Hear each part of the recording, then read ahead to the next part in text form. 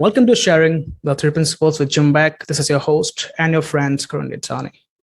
I want to welcome you all with pure heart and pure soul to the last episode of our series, which is episode 5, Sharing with Seniors. So, without any further ado, I would like to start with Jim and Ros. So, ladies and gentlemen, here I present to you our first speaker of the show, Jim and Ros. Welcome. Thanks so much, Curran. First, I want to thank all of you folks here in the room. You're what makes it happen. Everybody in the room has a share here. We give permission, we speak ourselves, and that's how we create this beautiful feeling that we are creating. This beautiful feeling of love, unconditional love. Today it's about seniors, and there are various things that we can discuss regarding the position of seniors. We're all about either seniors now or about to be seniors. We all deal with seniors either as parents, grandparents, other people in our worlds, and as seniors we deal with ourselves and we deal with other seniors. So it is ubiquitous.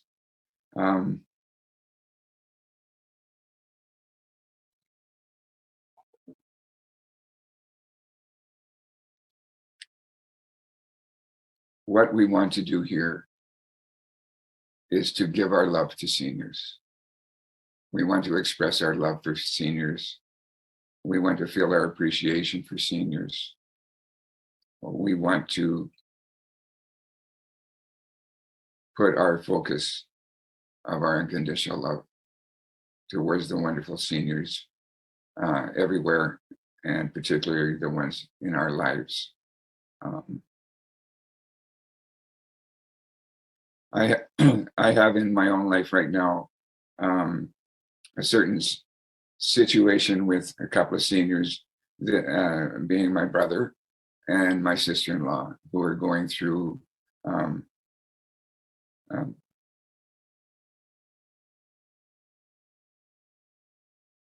well, my sister-in-law, I found out a couple of days ago, has terminal cancer.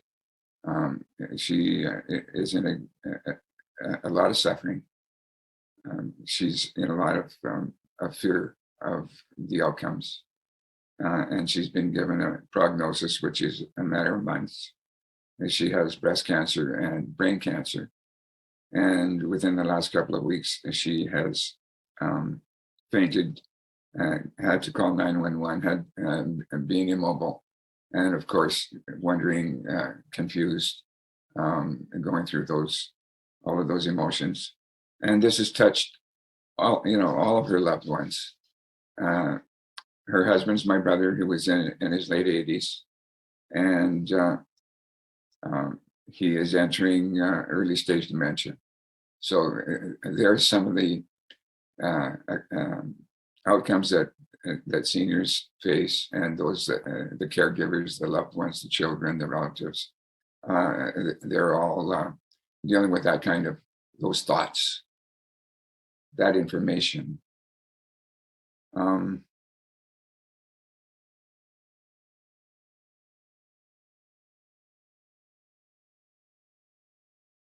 How can I help?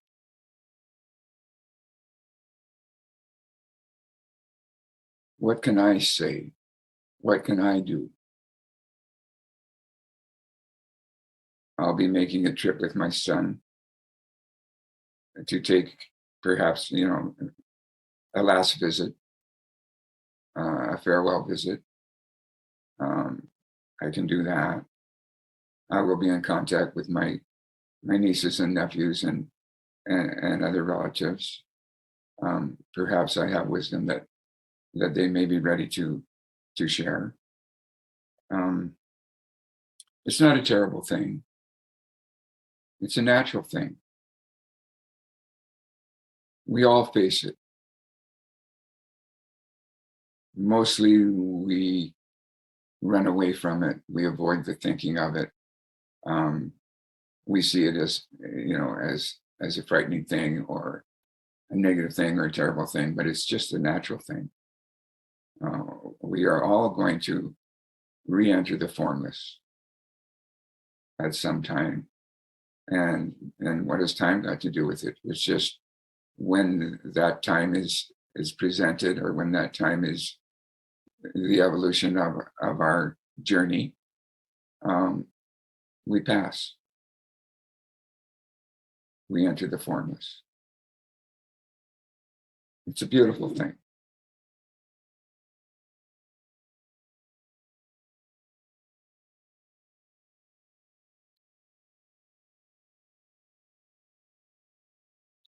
The feelings that those that feel this loss in their reality,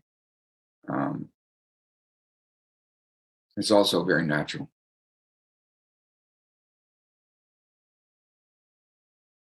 But lingering in that feeling is not. It's a precious feeling, and yet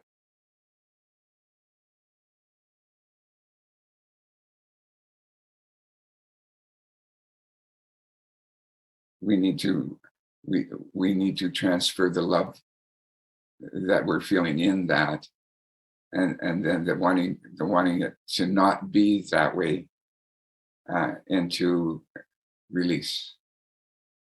Let them go. Enjoy your life.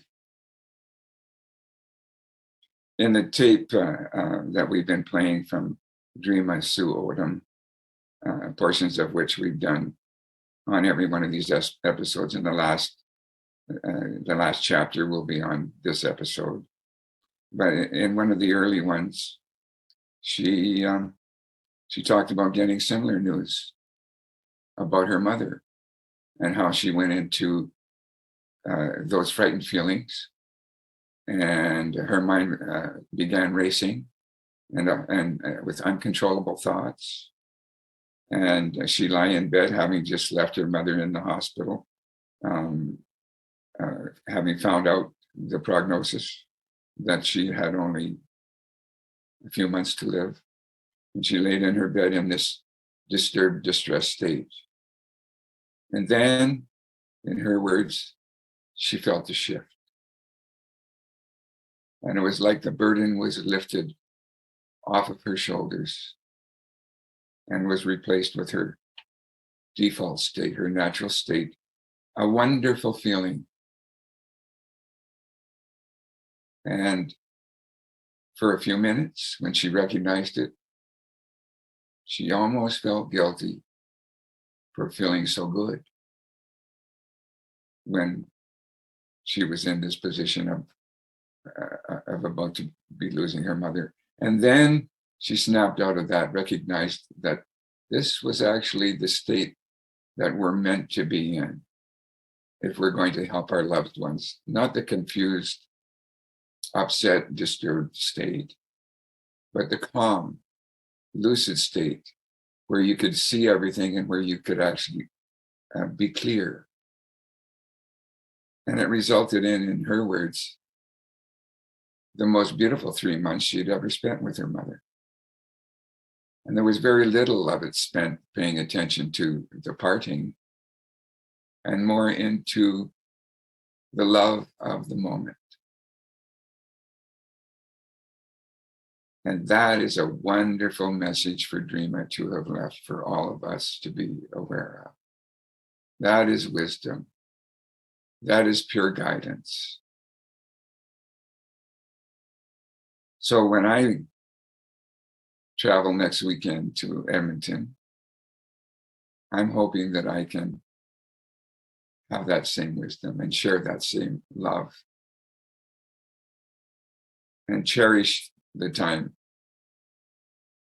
that I'll be spending there with two of my loved ones, two seniors, two beautiful souls.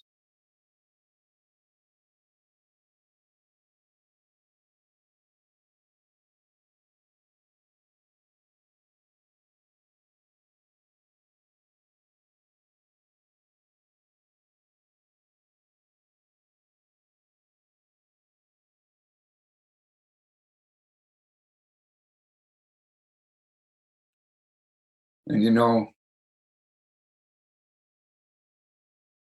that beautiful transition that Drema was making,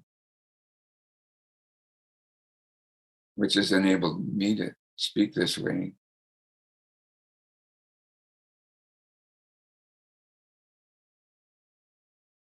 They both came from the same source of truth.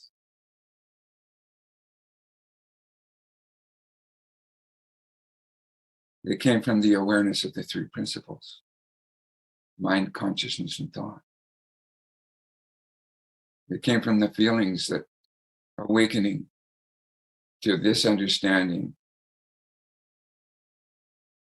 as articulated by the most kind, most loving individual that either one of us have ever met, Sydney Banks.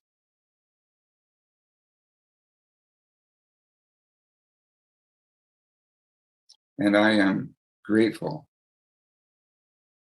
for the opportunity to speak Sid's name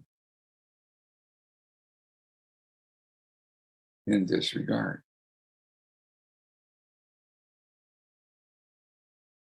We are privileged to be able to share the pure truth that Sid has left for us.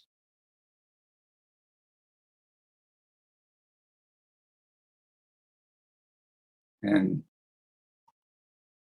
as we progress through this wonderful webinar, we're going to hear from other people who had the privilege of their lives changing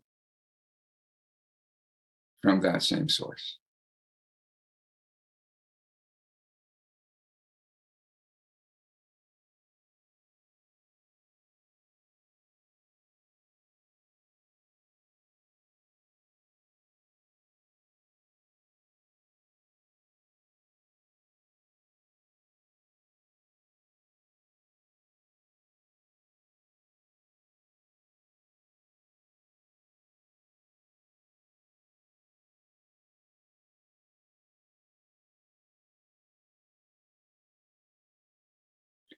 You know,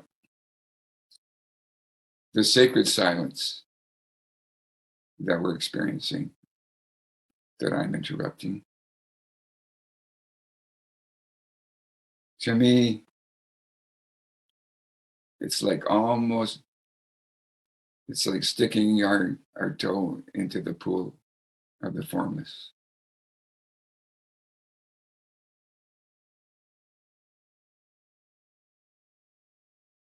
We are so lucky.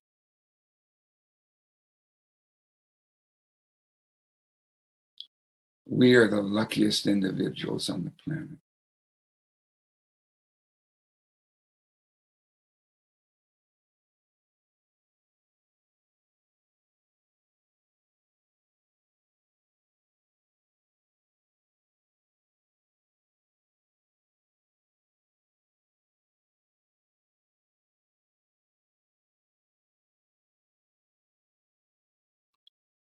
So, in one sense, we're already finished. But we do have a lot more to share.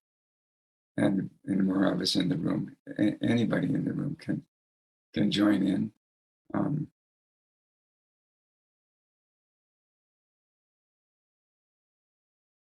so we have kind of a reset.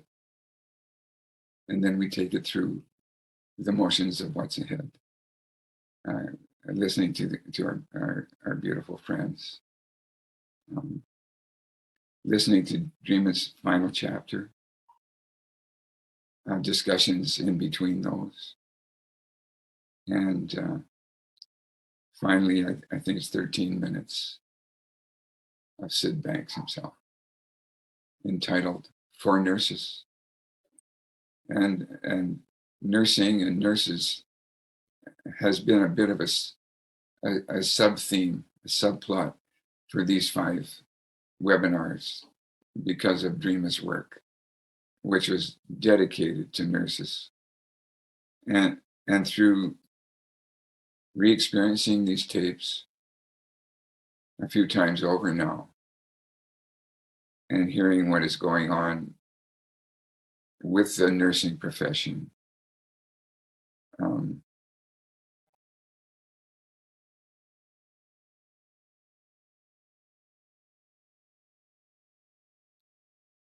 nurses, like seniors, need our love.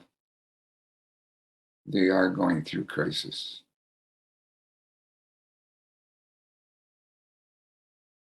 And we can all help that. We can all help by reaching out and loving nurses. We can all help in encouraging them. They need to be ready. And it's best done by nurses themselves to share in this understanding, because they are in a wonderful position, as are teachers or any others that are in the helping professions, to relieve the suffering that they have dedicated themselves to. Social workers,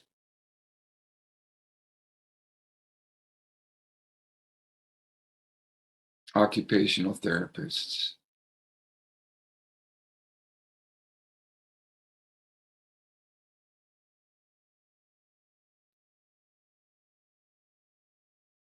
and that's why it's nice that Sid actually made a tape entitled For Nurses. So, you ready to say? You ready to talk? So. Okay. Introducing my wonderful wife, partner, Ros Wallace, who I am so privileged to share with on a daily basis, and who has led a wonderful sharing life in her profession, and has been grateful to have found out about this, what we term understanding of how humanity live life. There you go. Thank you. You know, life is very fragile.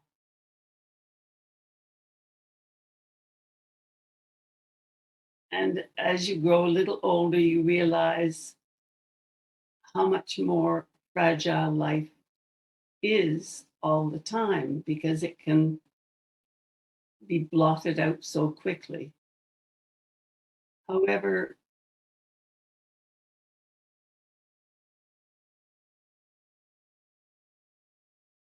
I have come to realize, through knowing about the principles and trying to incorporate them into my life and living through them, that life can still be wonderful. It may take a little longer. It might be a little slower and a little harder, but you can still do everything, more or less everything that you would like to do. You might need a little bit of help in some areas, and you are welcome to reach out and ask for that help.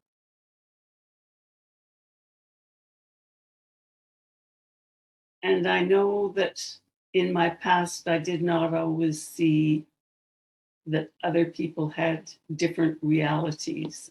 I thought how wonderful it was. I was the one in my reality, and I felt other people could see that. But I've come to realize that I was way off base. And I apologize to anybody that I didn't see that more clearly. However, I think I see it now, and I'm hoping that I live by that. because it is easier to live that way. I know I wake up in the morning, sometimes singing. I'm happy to do things. I do grumble a little bit, but I'm happier to do things. And as several of the couples said last weekend on this webinar, they're happy. They've found joy. And I'm finding that, and it is absolutely wonderful. So you may think you can't ski down a hill, which I can no longer do, but I can learn how to very slowly play golf. I can still sketch.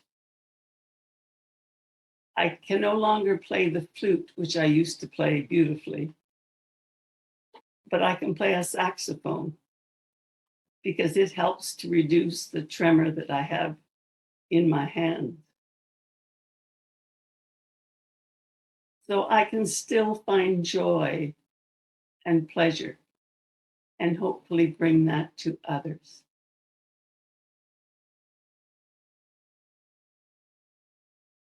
So it's wonderful being a senior.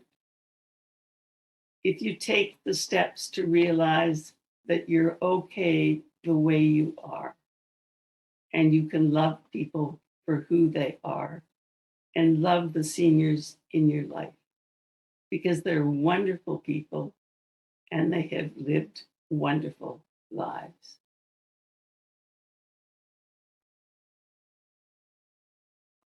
And I think that's all I want to say. Well done. Thank you for listening. Turn it over to you. All right. And at this point, I want to introduce the Bimjis, Hafiz and Ranji. And we've known each other for, I don't know, 1975, 76, 75 probably. And I remember the first time I met Ranji. We had made friends with Hafiz. I don't know whether you were living on Salt Spring yet, Hafiz, or moving moving back and forth. And we knew Ranjit was coming out. And I think it was a Saturday, but my wife and I were driving through Ganges, and I believe we had our children with us in the back seat. And we recognized Hafiz's car coming down the hill into town. And we were right in the center. Nowadays, you couldn't pull it off. But we stopped our car. He stopped his. And I'm not sure if I got out, but Ranji got out of her car, a stranger now, and ran across the road to our car. And I don't know if Hafiz was with you or not, but here was, this beautiful couple. And Ranjit was just, a joy to behold. So full of love, so full of life, so full of energy, laughing, and greeting her new world. And how open can you be? I'll never forget that moment. Somebody who was in the process of giving up her existing position, her home life, place where she lived, and taking Hafiz's hand, who had been reaching out to her, and they had been talking about Sydney Banks, and the next thing you know, there she was, bravely happily embracing, eagerly embracing this new world that she was entering when she came onto this land of awe, this beautiful Salt Spring Island. So with that introduction, folks, let's hear about from Bimjis and about how this wonderful understanding of the three principles, or in those days, it would have been her opportunity to listen to a man who was speaking pure truth, and the effect that it's had on your world. You're on. Thank you. So, Jim, I totally forgot that. It was the power of not thinking, but the power of going with my feeling. I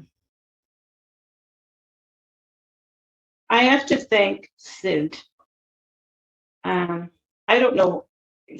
Yes, I came to the island because of Hafiz, and I had heard of Sydney Banks. Jim and Judy Wallace had written an article in the paper. And before I knew Hafiz and before I knew Sid, I actually read about the article and how they were going to leave the world. He left the federal government. They were not happy. And then somehow Jim, I don't know, he connected with Sid, and he talked about Sydney Banks and the power of unconditional love and the three principles. And I remember before I met Hafiz and before I came to the island, before I met you and everybody, I remembered that, and I actually cut it out. And who knew that a few months down the road, I would actually end up on Salt Spring meeting Sid and Barb Banks. I am grateful to Sid for his experience, for his, it wasn't even courage. He just had to share what his experience showed him. And at first I wasn't thinking, so I immediately gravitated to what he was saying when we would have our meetings. And I didn't know what he said, but it didn't really bother me because I just really enjoyed the positive feeling. And later, as the time went on, I became scared. I started to, I don't know, I just became scared because it was so powerful. And to be scared was a feeling that I really didn't know. And for a while, I have very few regrets in my life. And one of them is that I would have liked to have been a better friend to Sid, because then I started thinking, but analyzing the three principles. That's not the way to go. The three principles come from your heart. We need our mind. Yes, it gets us through life. But that inner mind, that inner consciousness, that inner thought, that's where we want to come from. Ros, I am so grateful that I know you. I am so grateful that you did mention your tremor. I saw the tremor when we first got together, and we had been together for a few times. The old Ranji would have blurted out, "Why do you have a tremor?" But my internal Ranji, the inner side, says, "Well, she just has a tremor, and when we don't need to talk about it, as simple as that." They used to call me Nosy Rosie. So I would want to know everything about an individual. My grandmother named me Rosemary. She wanted to be as British as possible. I have to say, just what you said and how you opened up about where you are today touched me. You're a very brave woman. You're a very classy woman. You're a very strong woman. You're a very thoughtful woman. And you and I are so opposite. We are so opposite. And I love that we are opposite, because I need somebody like you in my life. You know what I mean? Bread and butter. And just your whole presence with Jim. There is a very strong feeling of love. Definitely. So anyway, there we go. But to Mr. Banks, and I wish I had been a better friend near the end. It's as simple as that. The mind took over, that stupid little mind, because he did enjoy people. He enjoyed people. And Jim, I think that you were a very good friend to Sid. Anyway, There we go. Yeah, he sure loved his friendship, didn't he? Eh? Mhm. Mm. Yeah. There by the grace of God go I. I am grateful for the humility that I have learned. I have never really thought too much in my life. I don't know what I go by. But I feel now being 75, and I don't know what that really, yes, it means I'm 75. And yes, I'm a senior. And yes, I get federal money for being a senior. Thank you very much. But my heart doesn't really, I feel eternally young. I still feel that everything is possible. Yes, it hurts sometimes, the arthritis, ugh, whatever. But my heart, I listen to my heart, and everything is still possible. And I am grateful for that. When I did, and I will just tell this one story, and then I will finish. When I did my volunteer hospice work here on the island, in 10 days, and I think I have told you, I had 3 sittings with people that were near the end of their life. And each experience was so different. And I still, even though this was 5 or 6 years ago, to me, it seemed like they happened yesterday. The first one was not a nice experience of this person dying. And yes, he was a senior and he was in some sort of home. He struggled the whole 4 hours I was there. And I would always take the 10 to 2 in the morning because I liked the nighttime. And I felt so sad for this man. No pictures in his room. There were no personal belongings. And it was a very small room. And I thought, where is your life? There's nothing hanging from the walls, no pictures of loved ones. And anyway, it was not a pleasant experience. And I felt for him strongly, even though I didn't know who he was. 2 days later at our Lady Mental Hospital, in the room in the hospital, there was a very large man who had been a minister, and he used to go to South America, India, and he was dying, and he was so calm and so peaceful. His family was with him. He had 5 or 6 people, and he had such a look of bliss. I still remember that. He was calm. And I said to his family, your husband, your father is in such an incredible space. Like he was unconscious. He was still breathing, but I just felt this incredible feeling and his loved ones with him. And they were just waiting and holding his hand. And one of his daughters says he is a man of faith. He is not afraid. He is on his way to meet his maker, who happened to be Jesus. That was his religion. But he had 2 nights prior, it was not a nice experience. 2 nights later, it is an incredible bubble of pure, I would almost have to say bliss. And I'm very cautious with that word of bliss. And then 5 days later, there was a woman, very aged woman, and you knew that she was on her way out. And the nurse said to me, she has only asked for one thing. She wants to have Jesus Christ's little symbol, the cross in her hand. And because he was her spiritual leader.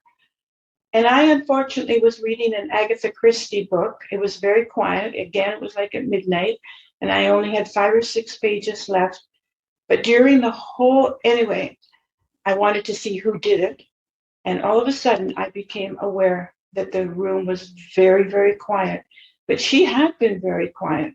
But all of a sudden, as I'm reading my book, something went on, a light bulb went on in my head, and I go, oh my God, I lifted my head and I looked, and she was taking her last breath, and she was very quiet. Her skin was paper thin, really, really thin. You could see her veins.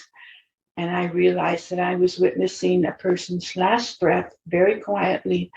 And all of a sudden, I go, my God, she wanted the cross in her hand. that was the least I could do for her. I threw my Agatha Christie book on the floor, ran to her right side because I was on her left. And yes, she had her cross in her hand. And so then I felt at peace because that was her last request.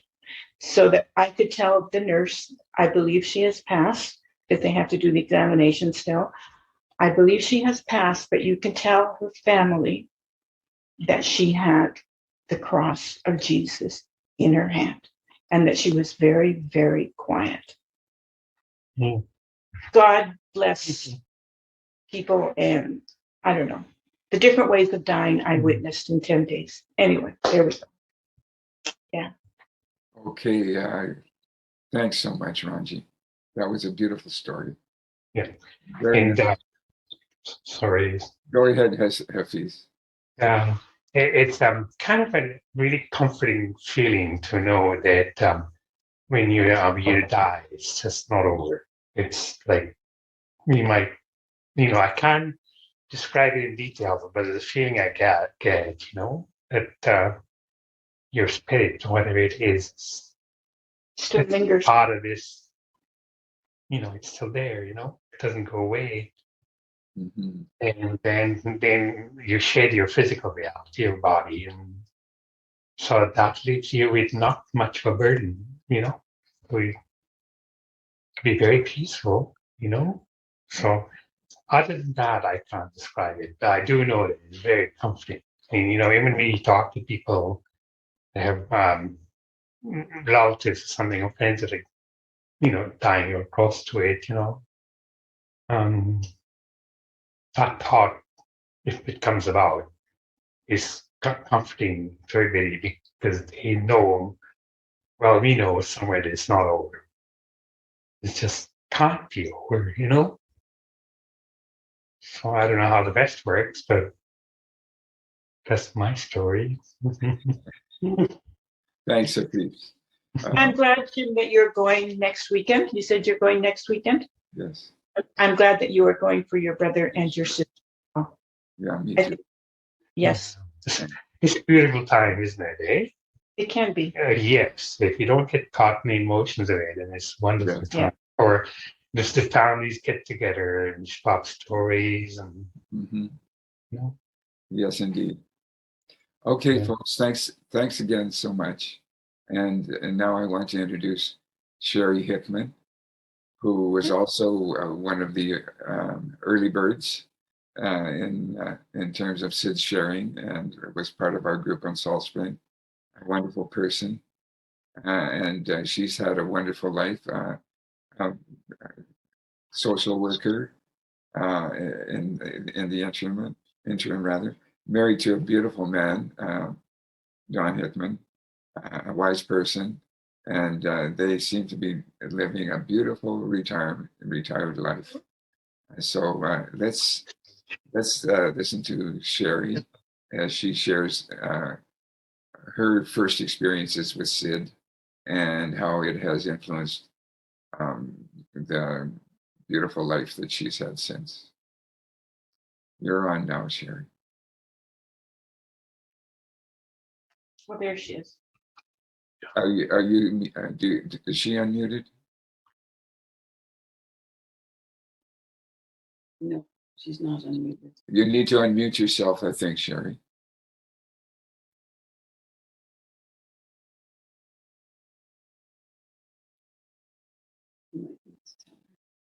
She's trying to.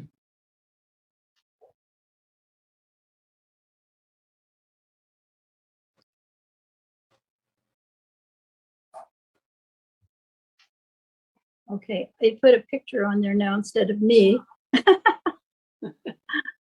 How do I get back on there? I don't even know. Is there a video camera anywhere? Well, the video camera. Yeah. So Oh, there. All right. I need my grandchildren here because they figure all this stuff out. Believe me, I know the feeling. If you were witnessing me on any one of these 5 episodes, you would have seen me and views that I would love to delete. Anyway, Upside down. Yeah. It's your- Okay, well, in 1975, in the spring of 75, we went out with some friends. They took us on a picnic, and we noticed this change in them. They were people that they were about our parents' age. They were a little bit older, and they're related to us. And they often bickered and that kind of thing. And we had this lovely afternoon across St. Mary's Lake, lovely picnic. The guy, like I say, who was about 30 years older than us, did a flip in the air and landed on his feet at one point. And so it was quite an incredible experience the whole day. And at the end, finally I had to say to them, you guys seem so different. Like, you seem so happy, and something about you. What's going on? And they said, oh, we've been listening to this enlightened man. And Dawn and I looked at each other. Oh, all right, an enlightened man. Okay, oh my goodness. Because on Salt Spring, we always had so many characters. And I imagined some person wearing long robes and long hair and trying to be this enlightened person. So I was a little bit leery of it, and Dawn was kind of having none of it. But anyway, they said, well, why don't you come to the next meeting with us next Friday night at this guy's house? And so I guess it was probably April 75. And there was a few people at Sid's then, maybe like 5 or 6 couples or more. I can't remember exactly. But I went down to the meeting by myself because Dawn thought this is going to be some shaman kind of person that he wasn't going to listen to. And I took my knitting so I wouldn't be bored. I always would carry my bag of knitting with me. So I had my knitting. I came in, and I remember Sid kind of looking at the knitting and came over and talked to me because I was a new person there. Didn't say anything about it. Just sort of introduced himself. And here was just this guy with this wonderful big smile and sparkling eyes, and just in slacks and a regular flannel shirt kind of thing, and his charming wife. And I was immediately put at ease that this was not some person that was going to try to tell me he was God or something. Of course, he did tell me that eventually, but he said we're all God. But as he started speaking, of course, I sat there and never touched my knitting. But he was just calmly talking, and I think they read from some script or book or something first, and then he gave he did some talking. And all of a sudden, in sort of a loud voice, he stood up and he kind of walked over by me, and he said, "There's nothing to fear but fear itself." And of course, I immediately filled up with absolute terror, because I thought, he can tell I'm this person who was always sort of nervous, and, I could see ahead in any situation of how it could go wrong a million ways. And so I always lived that, like, without it even happening to me, just living it by worrying about it. And so that was the big thing that happened to me, because at that point I became absolutely numb, and I can't remember anything else he said. But my friends started to argue with him about whatever he was saying. And it was a very jarring thing, because you would sit there and you would feel kind of mesmerized and calmed by his talk. And then if somebody coughed or sneezed or burped or moved their chair even, it disrupted you. So having these people start to differ with him was quite the experience. But that was my beginning. And I knew something really had changed in me. That was the only thing I could remember about the night. But I continued to go every Friday and want more and more and more. And I had a couple of experiences that made me see life in a totally different way during that time. We were living in a little trailer with 4 kids. And Dawn was trying to start the building site for our house. And we had a cold running water tap outside an outhouse. And we had to go to other people's houses to have baths and showers. And that's us and 4 kids. So thankfully, we had some really good friends. So things, you could say, were a little bit difficult, but actually instead, it was a time of much happiness and calmness. And me just seeing in those days what we called the games people play, seeing the games that I was playing all the time and the things, the ways I was reacting to things, and just seeing it, not having to be judgmental or anything, but just seeing it, and then it changed. So Don then noticed a difference in me, and he decided he would come to a meeting. And an interesting thing, when we got to the meeting, Sid jumped up, came over, got into this huge conversation with Don because Sid was going to make a bunch of changes on his property and his house, or marry his mother-in-law's place. And Don was a carpenter, so he wanted to know all these things. But I remember sitting there and starting to feel jealous that how come Sid was all over Don and acting like he was some wonderful, holy person. And I'd been coming to the meetings now for so many weeks. And the thing was, you didn't get into this place where you really judged yourself when you did stuff like that.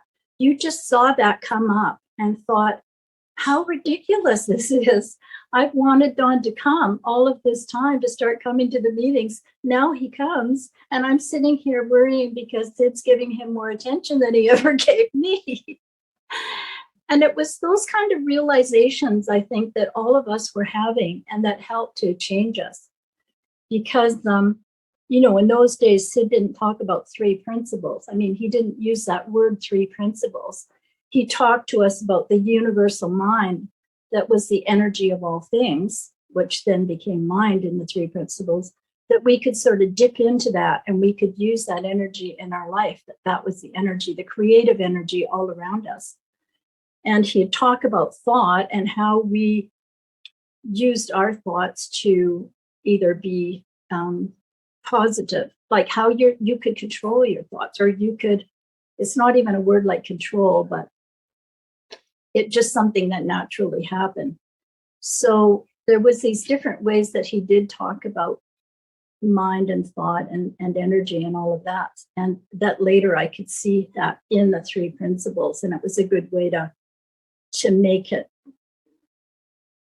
simpler in a way, but not that any of it's so simple, isn't it? And yet it's so complicated. I mean, for me, it's a constant journey, and it's nowhere that I've ever actually arrived.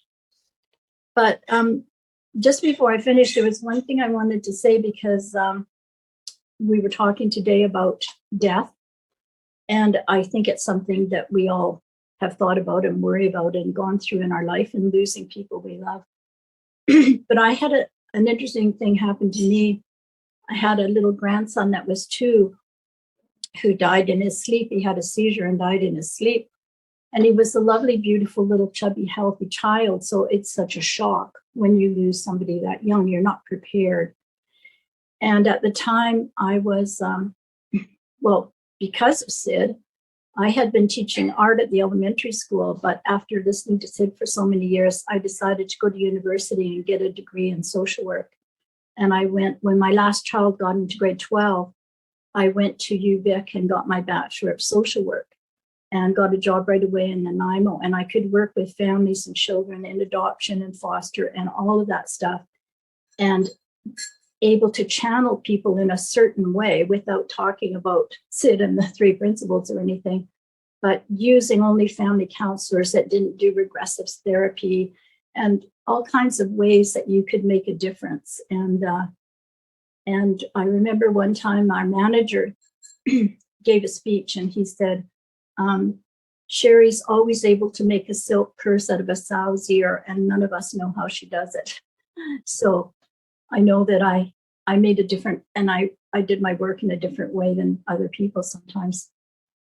But what I wanted to say about my little grandson, I was up doing my practicum at that time for social work in Kelowna, so I wasn't with the rest of the family, and I was by myself, and I was driving across that bridge into West Kelowna area, West Bank, where I was working in an office there doing my practicum, and I started to cry on that bridge, and I've never cried like that. It was like my whole soul just was pouring out of me over this little baby. And as I crossed the bridge, there was a huge United Church right there on the corner. And I couldn't really see the drive or anything. So I just pulled into the parking lot and I got out all soppy and went around to this side door where the secretary and that, where the church is open at that time of day. And this wonderful secretarial person stood up and put her arm around me and said, come with me into the church and it might feel better for you. And here was me in those days. I was not a part of the church anymore. And she took me to the area where the choir sits at the front of the church, facing out where people would sit, where there was beautiful stained glass windows and just this peaceful feeling. And she said, just wait here for a minute. She asked me first what was going on. And I talked about my little baby guy and what had happened. And she said, excuse me for a minute. And she went off to her office and came back. And she had a piece of embroidery.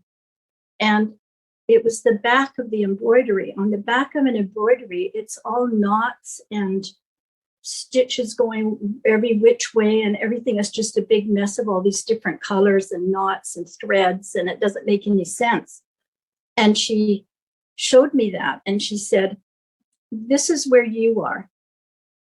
And then she turned it over, and it was a beautiful embroidery of fields and flowers, birds, and just a beautiful scene. And she said, and this is where your grandson is. And she said, this is, when you look at the back of this and it doesn't make any sense, that's where you are and that's where you're meant to be right now. But there is where he is. And so you can rest your heart knowing he's in this beautiful place. And, you know, I was so against the church and everything at the time. The funny thing was, you know, of course, I thanked her and I sort of dried my tears and I came out and I thought, you know, you can even find truth in a church.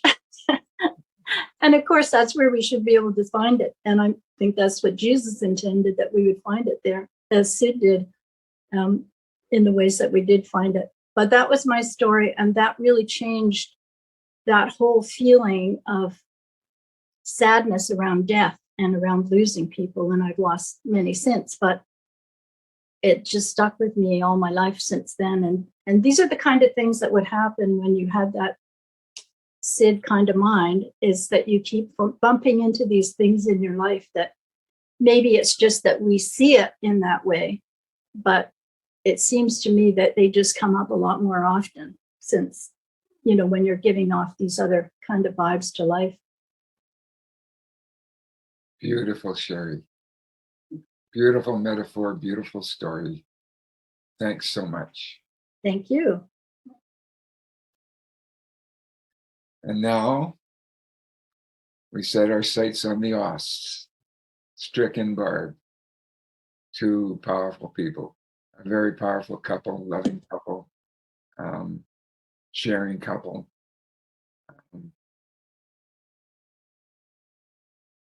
I'd love to hear some of your story, folks.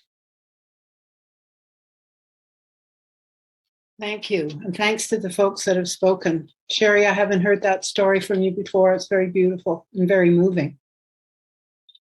My introduction to Sid came as a result of the death of someone as well. And that was 1975 in the spring. And a young friend, 21-year-old, had been killed by a drunk driver. And I was out in my yard stomping around and crying, not knowing what on earth I could do with this information or how I could help his mom, who was my friend. And my next door neighbor saw me and she called out and said, whatever is wrong? And I told her, and she said, come on, I'll make you a cup of tea, come sit on the steps. And so we sat, it was a lovely spring day, and we sat in the sunshine and we talked about life. And she said, I've done everything, including listen to some guy on Salt Spring who thinks he's got the answers to everything. And I said, oh, is there a book about it? She said, yes, I've got this little book. And I said, well, I think I've got it too. And I ran next door and I got it. And we both had Linda's book, Island of Knowledge. We were living in a different city then. I wasn't on Salt Spring. And I don't know how many copies Linda had printed, but there weren't very many, maybe 1,000. And here we were in another place, and we each had the book, and we lived next door to each other. And it was like Sheri said, these serendipitous moments of mind giving you some direction. And she said, well, you know that there's meetings that are held, and sometimes he comes to talk, but people get together and talk about the teachings that he has. Would you like to go? So I said, sure. So I went along with her and her husband. And when we got to the place, it was in the basement of somebody's apartment building. And Sid wasn't there. There was just maybe 8 or 9 people that were listening to what he was saying. And this woman came toward me, and I believe you met her on the call last week, Chris Calero. And she has the most beautiful brown eyes. And she came toward me and welcomed me. And the love that exuded from her eyes told me I'd found home. I didn't know about what Sid had to say. The meeting hadn't even started. It was the love. It was this incredible feeling of love that drew me in. And I knew that that was a place I was going to be for the rest of my life. And a couple of weeks later, Sid did come and talk, and I didn't have a clue what he'd said, but I knew that it felt really good. And it was a calming feeling. And a few months later, there was a gathering that had been arranged down in Washington State. And my neighbor said, I'll look after your kids, and I'll look after them in the daytime, get them to school, get them home, and then Strick can look after them at night. And I said, okay, I'm going to go. I'd never driven on a ferry. I'd never driven anywhere by myself. This is a big challenge.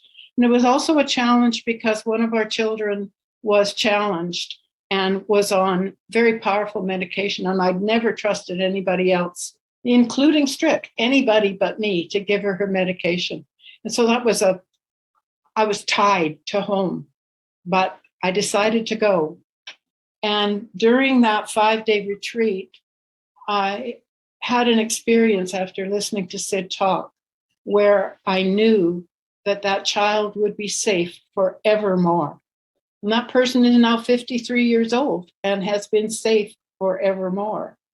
And no matter what has happened, that safety has been there because I let go and I let life, that universal energy, be what guided her and took care of her. Of course, we were parents to her as well, but that life could take over and we didn't need to be so afraid was the thing that has lasted through life. And we've had all kinds of things happen in our senior years. We're in our 8th decade, and we've had sicknesses, and both of us have had terrible falls that have changed our lives forever. But it hasn't changed the joy or the love or the caring or the experiences. We have to do them differently. There are adaptations for sure. I use a cane. I have an electric chair that takes me up and down stairs from up one floor to the other. But that doesn't matter. Those are adaptations that as a senior, I need to use to live my life completely. But it hasn't changed one bit of what I feel inside. I still feel as young as I did when I was a kid. And age it's I don't know, it's kind of a mystery. It's all how you think about it. I think it's a lot about perception. One of the things that I've done for the last 20 years, I was an educator, but in the last 20 years, I've been very involved with seniors and been involved with hospice, with Ranji, and in one of the care homes. And I'm on the Seniors Council for our local health authority and involved with hiring people for the health authority. And the love and the caring that most people show towards seniors is really incredible. And I see that as Sheri said about her job, where she did it in a different way. She didn't have to go and talk about the 3 principles as such. She lived the 3 principles. She lived that truth. And that was what I've been able to do in my career. And then again, in all the volunteer things that I've been doing the last 20 years to share that love. And it's always there. And age. I got gray hair, but it doesn't matter. It's about the youthful love that you have in your heart. And I'm so grateful to Sid for all that he taught us, that we were able to incorporate from the beginning, and that we've been able to continually grow and change from that deep love that he shared with us. That's my story. Most people who know me know I'm the strong, silent type, maybe more silent than strong. But I can say that living the way we live has become so normal that it isn't even a thought anymore. We don't even think about the fact that we are living this life. We just live it. And as Barb says, age is just age. It doesn't have to change the way you think about things or the way you look at things. You just have to adapt to it and continue to be happy. And that's what we are. And that's thanks to Sid. Sid said what at one time, he said, you can hear the purest truth from anybody, even the clerk in the grocery store. And my mom had a something that she had written, and we found after she died. And she said, life is like the chapters of a book. You turn one page over and you just live in the next chapter. So she was talking about living in the now, and that lesson, that stuck with me as, wow, Mom, you really knew how to do it. And I think it's so true that truth is all around us, and that universal energy is in every single person. And if we're open to listening to what people say, we'll be learning all the time.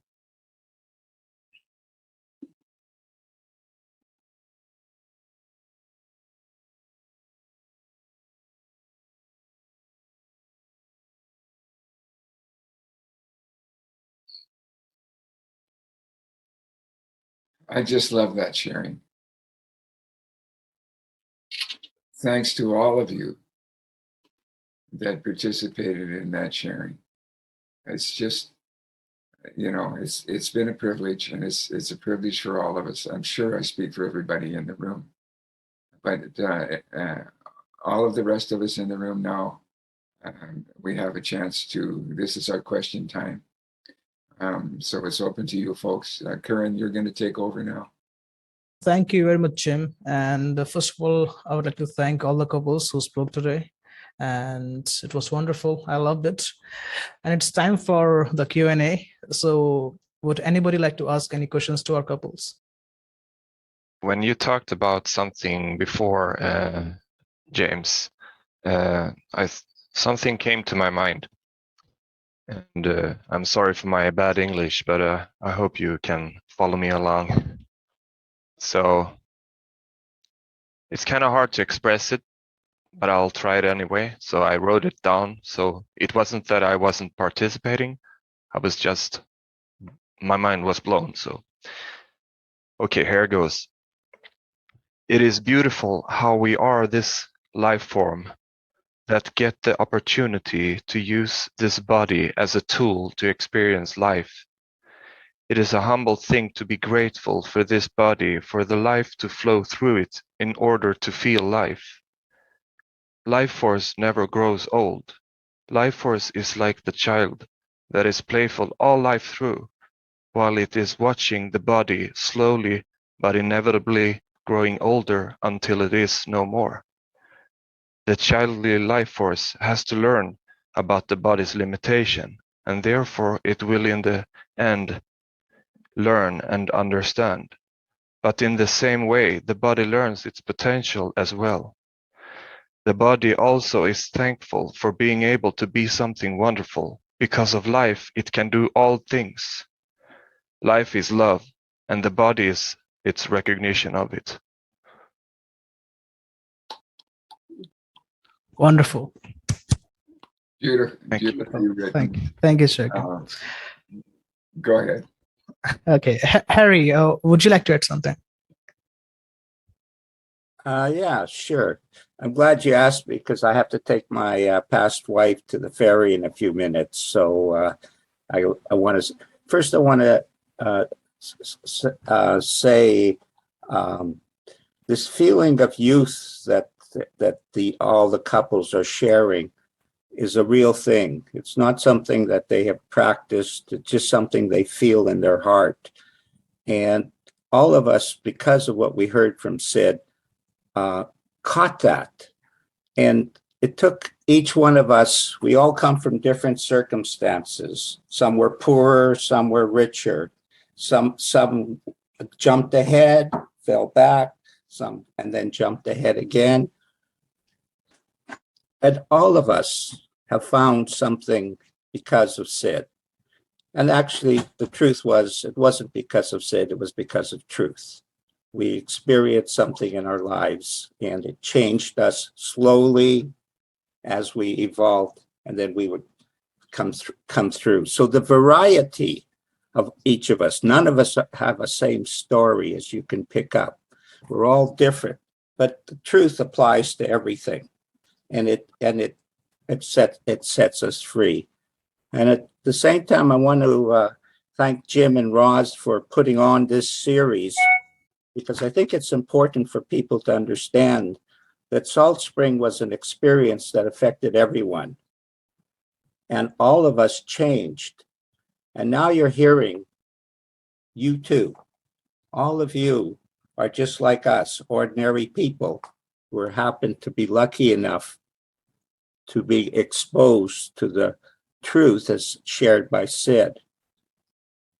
And all I can tell you is it just gets better and better. But this feeling of youth as we're older, man, I like that. I like that a lot. And in my life, playing, I challenged the champion of Delta tennis the other day to play a set, because I'm really into playing and feel this thing.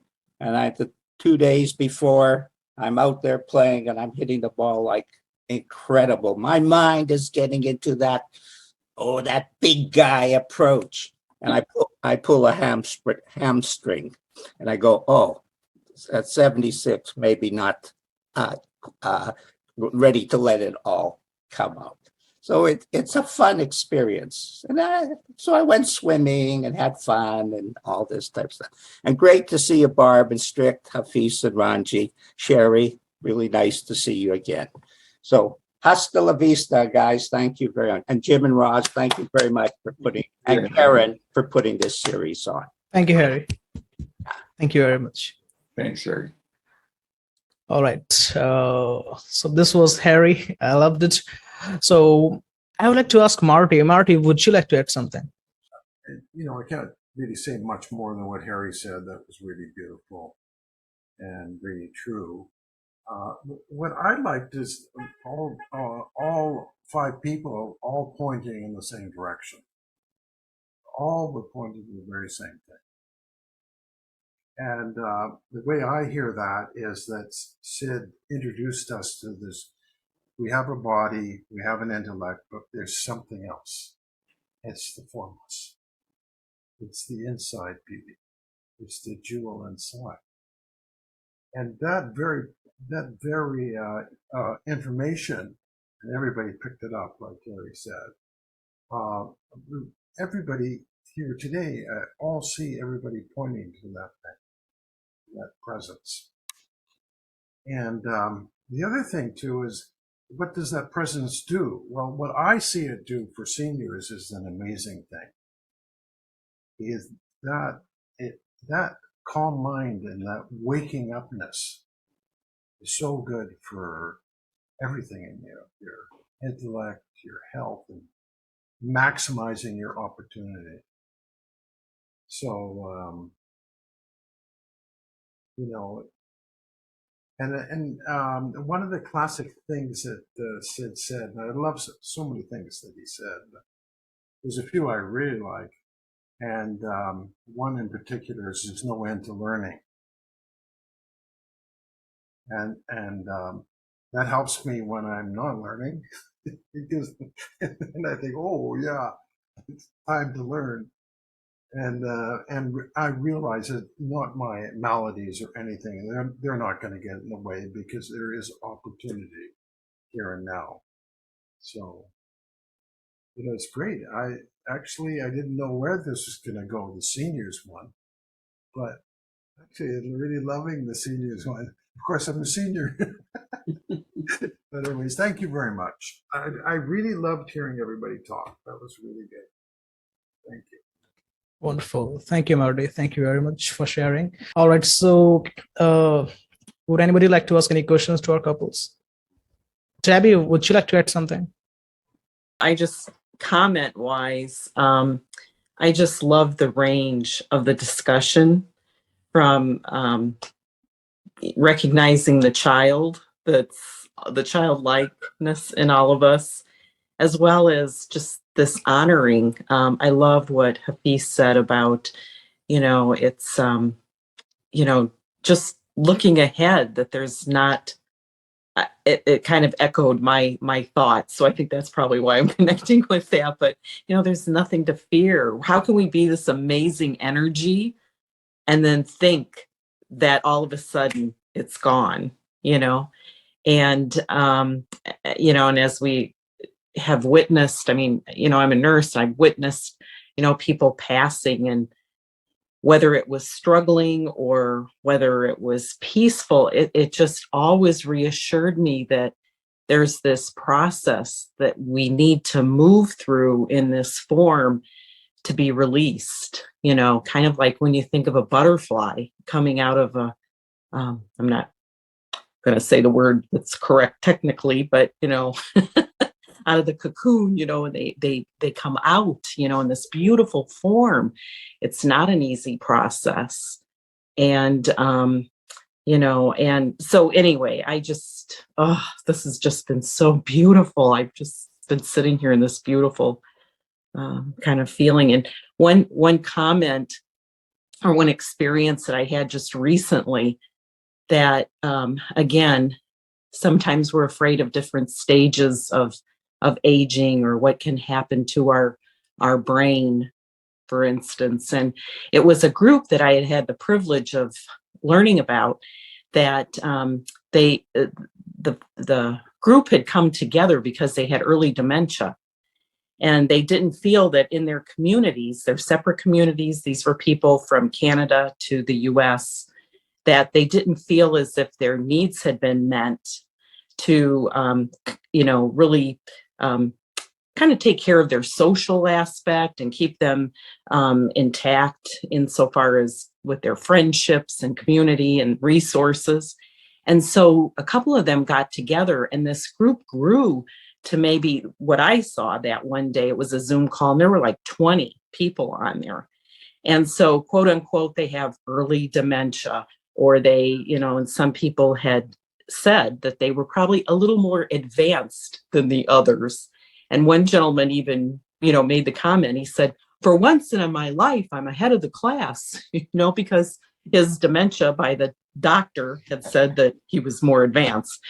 So anyway, but one of the comments that were made was someone asked them, they said, how do you feel about it how do you feel when people say to you, oh, you have problems with your thinking, oh, you have this, and, you have problems with memory, and don't you find that a challenge? And, just, all these other comments. And most of them replied with, well, I think that that's pretty ignorant that they say those things. And, some people were just, you could tell they were getting a little offended with what might be posed to them because they'd experienced it out in the community. And then one gentleman said,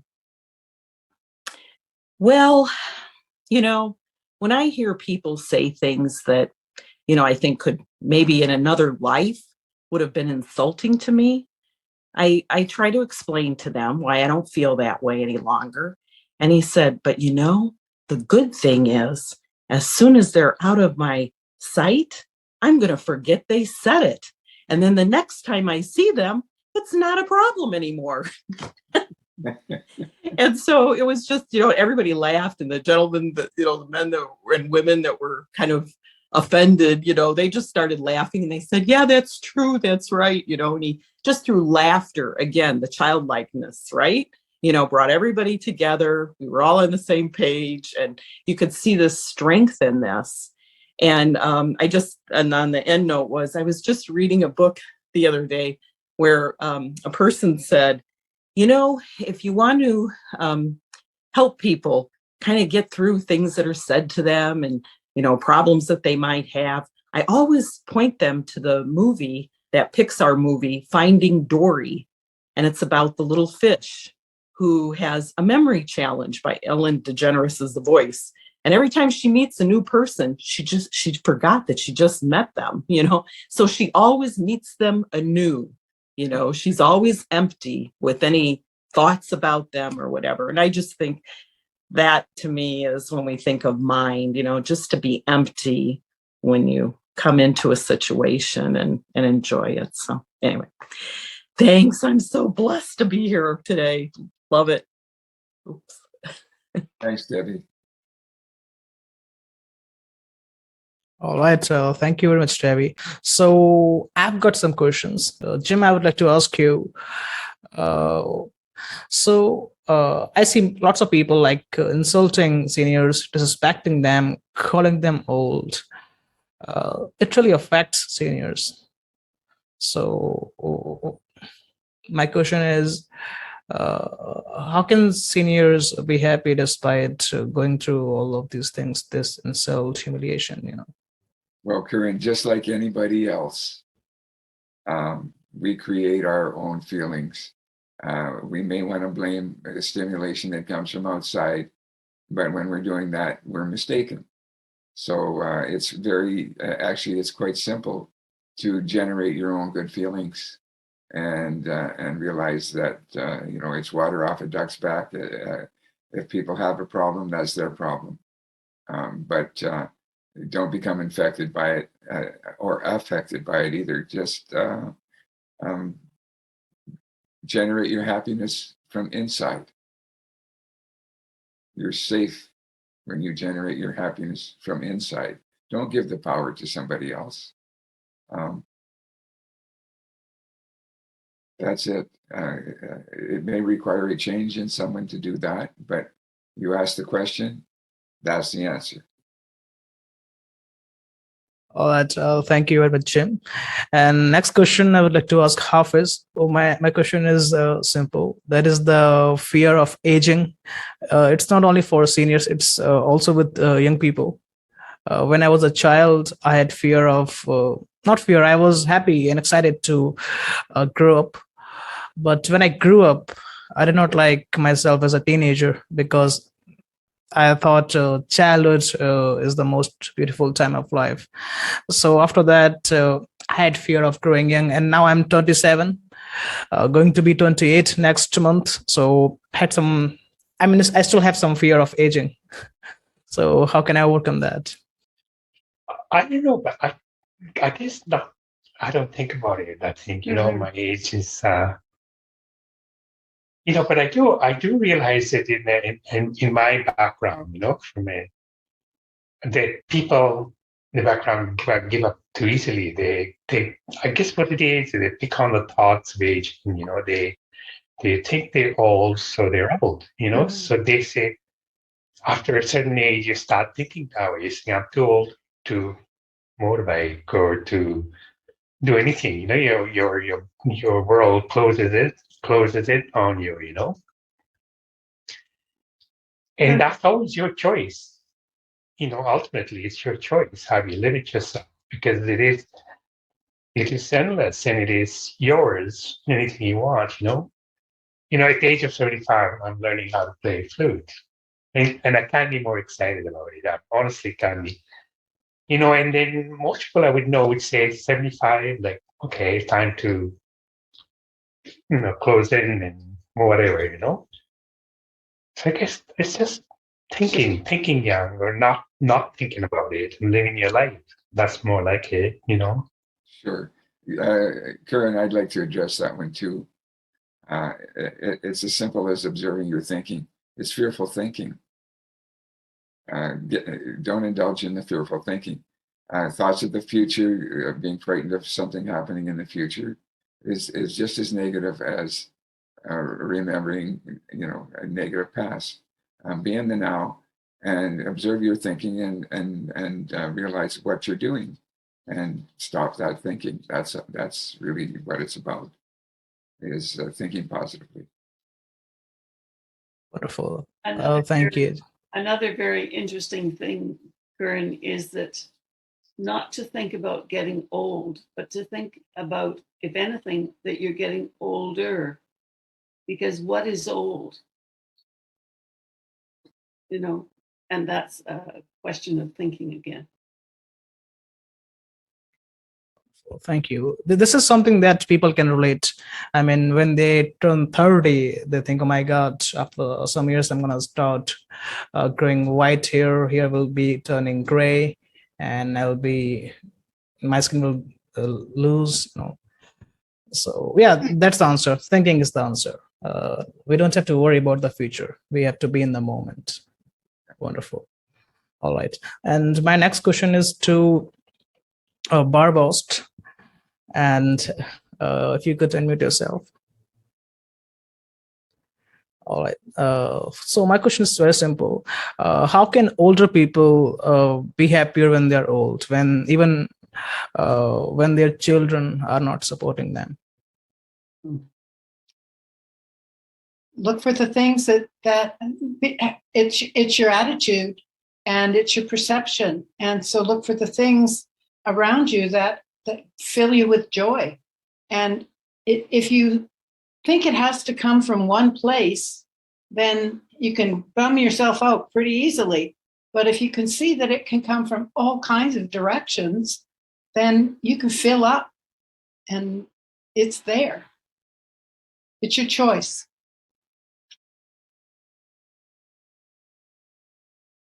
Right. Wonderful. Thank you. All right. My last question, then we'll be playing Drema's tape, and I would like to ask Sheri Hickman. And my question is, does the level of happiness go down as we grow older? Can we be as happy as we were in our childhood as we are in our 60s or 70s? Well, I'll be 80 next year, so I'm just about through these 70s, this old stuff. I find that every day, I don't know what it is, since we retired and we just are here on our property and have our flowers growing, and our grandchildren, our older ones are in their 30s now. And I don't know, and then they come around and they're such wonderful company. For me, it's like this, the feeling is like gratitude, like that feeling of gratitude, like when you just well up with feeling so grateful that flower is so beautiful and it just grew in your yard, or that sunset is, you got to take 10 pictures of it because it's going to go away, and that my husband is so caring and gentle and loving and looks after me so well. Like all of those feelings, it seems to me they've intensified and intensified to the point. And that's when I get that feeling like Sid used to talk about. It's in the feeling, it's in the feeling. And we're sitting there like these young people like worrying about, do I have to cut my beard and hair then to be like, okay? Or, it just seemed like everything was so much more difficult in those days, like to kind of get there and to get that feeling because there was so much going on in life. And now when I can sit in a place and just feel that feeling and see that bird in the bird bath doing his little thing, or it's not even about having money and or getting the house finished. We're still working on our house. It's still not finished. We just brought our hay in, and it was a huge job to pack all this hay and get it up into the barn. And Don did it with a young fellow that was only in his 60s, and they enjoyed the day immensely. They were covered in perspiration and hay in their hair and everything else. But that shed just full of all those dry bales of hay was like for them. And so you can find it in all these places in life. And I don't think you get less happy. I think you get a lot happier. Beautiful. All right. Mika has something to say. Hi, Mika. Hi, Karen. First of all, I wanted to, Sheri made me laugh going, young people in 60s, So thank you for that, as I'm hitting 69. But Karen, it's funny because I moved out to California from New York City as I was hitting 60. And before that, I had never even thought about age. Like, honestly, I really just live day to day. And I've, socially agile, but always been a bit of a loner. So I've kind of been solo most of my life and still am, outside of my dog Wolf, who's my buddy here.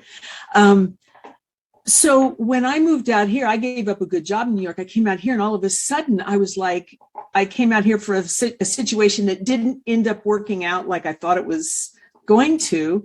So I was facing being 60 and realizing I had never even thought about retirement, never hadn't planned for it. So for me, it was like, I didn't start thinking about it until now, until this point in my life, what that's about. And I realized I've discovered the 3 principles about 3 years ago, but I realized I could, I started having a whole lot of thinking about it then at 60. But then I realized what good is that doing me?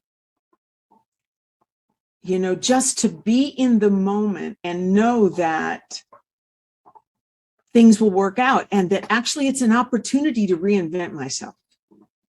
And that started to enliven and bring more the youthfulness into this time in my life, is that, I've now started I've been studying coaching with Michael Neal and, kind of just, getting back into my painting again as an artist and really just finding myself, in a constant evolutionary process at this point. So, and I think about I think it was Michael Neal, is his quote where he says, your innate genius is 98% unpredictable and 100% reliable.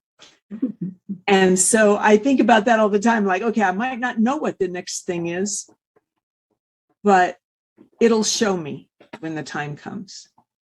And so I think sometimes just staying in that place of gratitude, but also that the life is unfolding in every moment and how amazing and full of surprises it is, and how beautiful is that. So I just want to share that in terms of, what we are all, and I think a lot of baby boomers, there's a lot of us that didn't prepare. So I think there's a lot of us that are going to be in that, okay, now this is going to be interesting.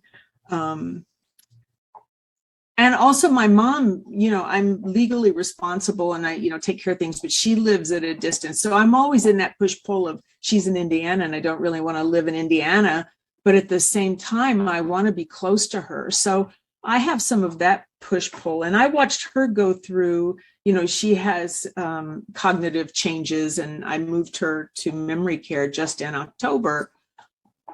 And I've watched her go through things where I was like, oh my gosh, I just didn't know, how she would adjust. She went through, I'll not make this too long, but she went through losing her husband in 2017 of the last 27 years. And then her daughter, my youngest sister, in 2018, that's when I took over taking care of things for her and handling my sister's stuff.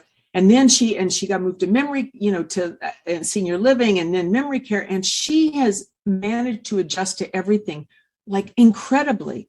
I always saw her as being kind of this dependent person, but she has this incredible independence and incredible resilience. And even going through the memory changes, she actually is enjoying life now in a way more. She has less thinking, and the thinking she has is much more through rose-colored glasses, to be honest. So her experience has just continued to get more beautiful, and she's happier, and she's got a lot of friends there and everything. And just anyway, it's been an incredible, where somebody could look and go, oh, this is really sad. It's not. It's actually really beautiful how she's experiencing it. So anyway, I just thought I would share those in terms of senior experience and moving into this part of life too. Wonderful. First of all, I thought you were in your 40s. So you look very younger. And wonderful sharing. Wonderful. It seems like happiness is always here. It never just grows old. Wonderful. Thank you, Mika. All right. Thank So, thank you, Mika. All right. So now I would like to play Drema strip. But before that, Jim, would you like to add something about Drema? Sure, very quickly. This is chapter 8, the last chapter of Drema's story. And it is about her own experience with cancer and preparing for, her own passing, really. But there are many other things that are involved in it as well. So let's just get into playing the tape and listening for ourselves. Okay, so here I'm gonna play Drema's tape, chapter 8. Applications to being a patient. In June of 2000, I was diagnosed with stage 3 breast cancer. At first, I couldn't believe it, and on top of the shock, I was taken off my hormones. My emotional state was up and down, and I went from feeling okay to bursting into tears. I was told the news on a Friday, and on Monday, my husband and I met with friends and their husbands for dinner. We had all studied the principles of mind, consciousness, and thought, and they were in the field of mental health. They had a good understanding of what was occurring, as one was a doctor, one was a nurse, and one had a son who died at 20 from cancer. We ate and laughed. My eyes went to my husband. He looked so relieved as he laughed at one of the jokes. What a preparation. These people were skilled in love and understanding, and helping people facilitate a better level of understanding or consciousness. The next day I was still tearful at times, as the oncologist said I would have at least 3 months of chemo, surgery, more chemo, followed by radiation. And then that shift in consciousness occurred. Like the time my mom got sick and I felt calmness and peace in the midst of chaos. My emotions were okay. My husband said, "I can't believe you're off your hormones, honey." My focus was no longer on myself and the pain and fear I was having. I realized there were many people having a lot more pain without going through cancer. I was grateful that I'd been given the understanding and knowledge that it allowed me to experience the condition of cancer in a more positive way. I did quite well maintaining my balance for the first 2 months, and then I hit a snag. In a moment of vulnerability, I asked the doctor for my chance of having a 5-year survival rate or longer. I really knew better than to talk statistics, as they are only medical probabilities with a lot of variables. In my experience working with patients, I always told them not to get into numbers, as I had seen patients diagnosed with stage 4 make it, and patients diagnosed with stage 1 or 2 not do as well. Their outcomes seem to be related to attitude. However, you are more vulnerable as a patient. There are thoughts of pain, disfigurement, loss of independence, financial worries, family, and death. Being off my hormones seemed to make me more vulnerable to these fearful thoughts. So in my moment of fear and concern, I asked my doctor for that statistical guess. At first he hesitated, but then he looked me in the eye and said, 5%. 5%? I must admit I wasn't ready for this news. I thought I was smart enough not to be affected by questionable information, but it did affect me when I got tired and vulnerable, especially the second week of chemo. I got chemo every 3 weeks, and the second week is the time when your immune system hits rock bottom. Your white blood count is down, and they give you shots to help elevate, but the shots they give you also seem to contribute to putting your system out of balance, both mentally and physically. At this time, I would get very obsessive in my thinking and negative. I took things more personally. I didn't sleep well. I cried very easily. I was aware of my actions, but couldn't seem to be able to prevent them from occurring. I knew I was using my thinking against myself, but I was not always able to see how to stop the action. My son approached me one day. He assisted my husband and myself less than a year ago in the care of Katie, my mother-in-law. She had had breast cancer and died several months prior to my diagnosis. We took care of Katie at home and saw her through some very difficult situations. At one point, she became agitated and had visual hallucinations. Her electrolytes were okay. There's no metastasis to the brain. So I asked her oncologist about this being related to depression. Katie was a very intelligent and independent person, going through a lot of physical and emotional changes. He smiled and said, "None of my patients get depressed." I was amazed at his answer and realized he was being very serious. I asked him if he would order a small dose of an antidepressant and antipsychotic. He reluctantly agreed. The medications helped her clear up most of the time, but there were times when she would get caught up in a lot of fearful thoughts. Then she would have visual hallucinations and get agitated. Once this happened while my son and husband were there, and I called her by name.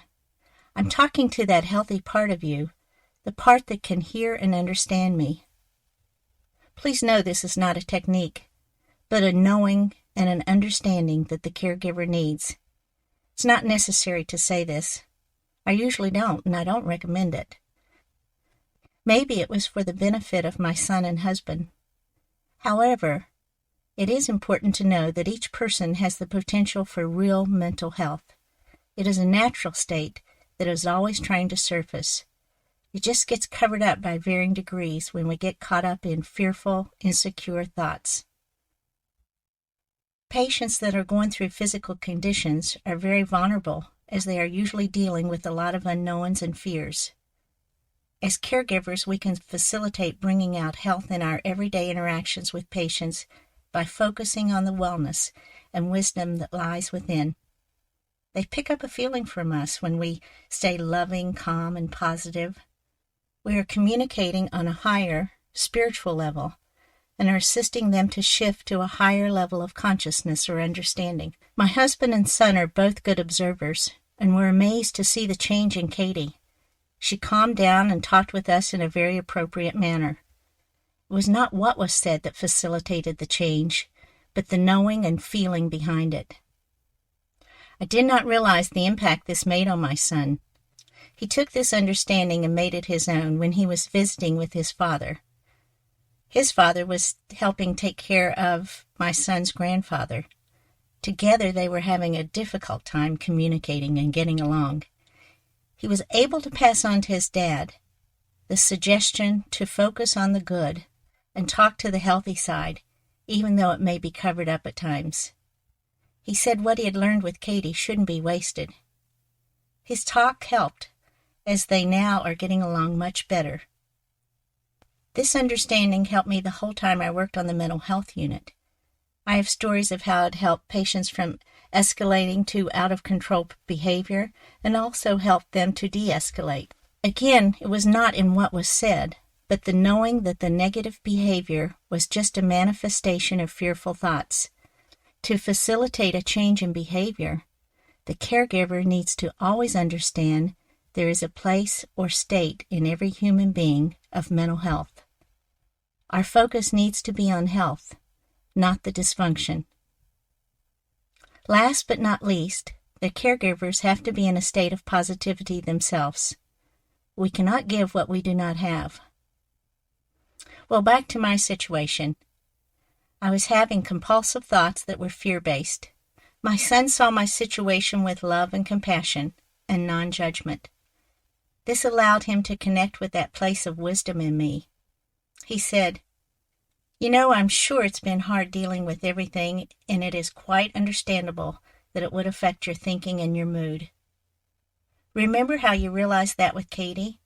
Got her started on antidepressants and how helpful that was for her?"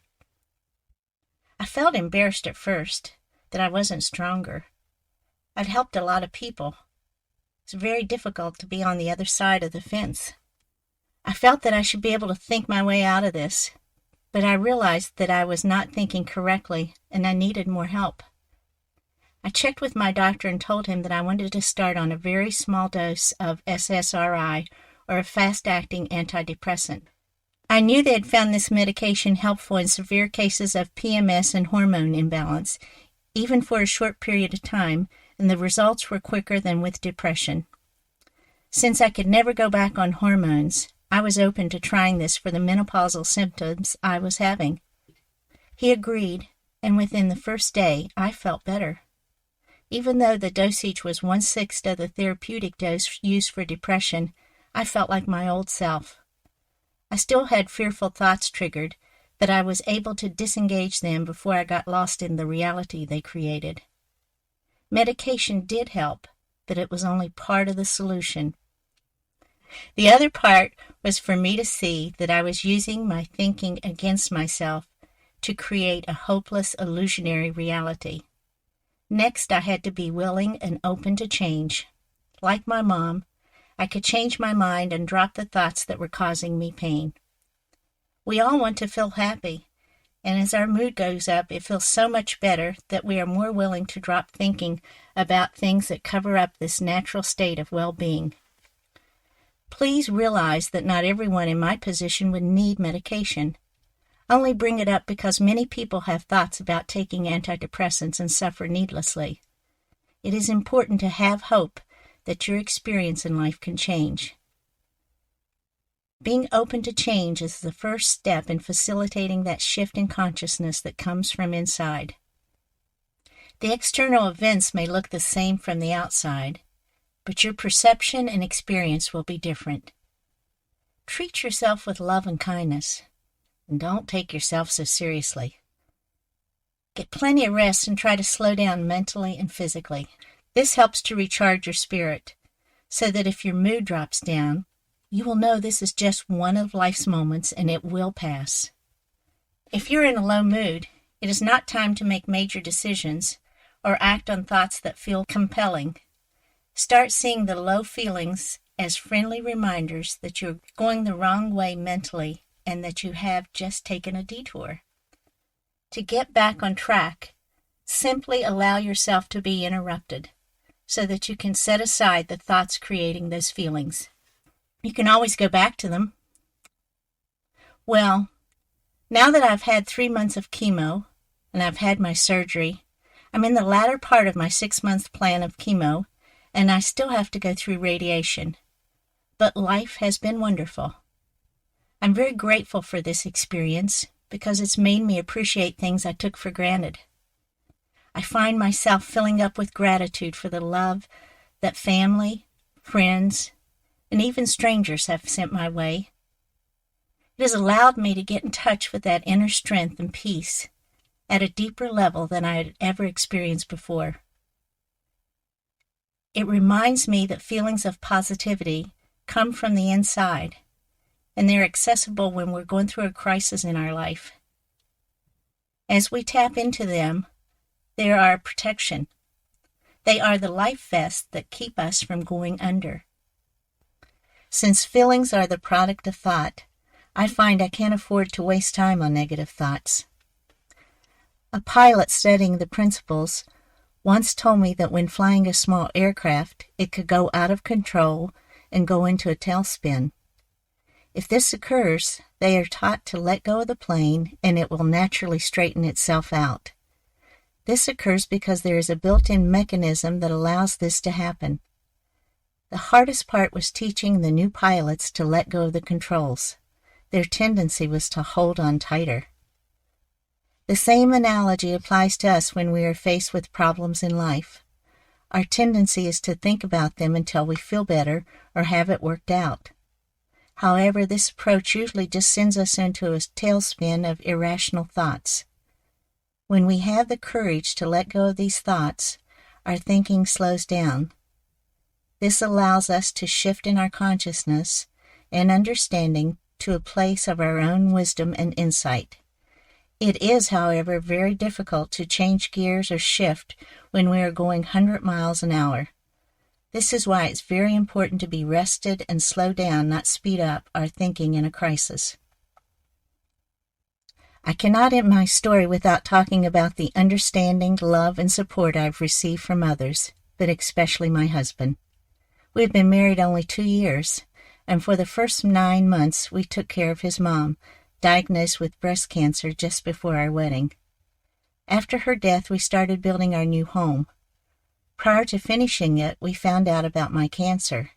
He has watched my body change as I lost my hair, my weight increased, and I lost one breast. Yet you would think I had only become more beautiful and sexy in his eyes. He says that he has realized that we are not our bodies, but they are only the external shells of our true essence.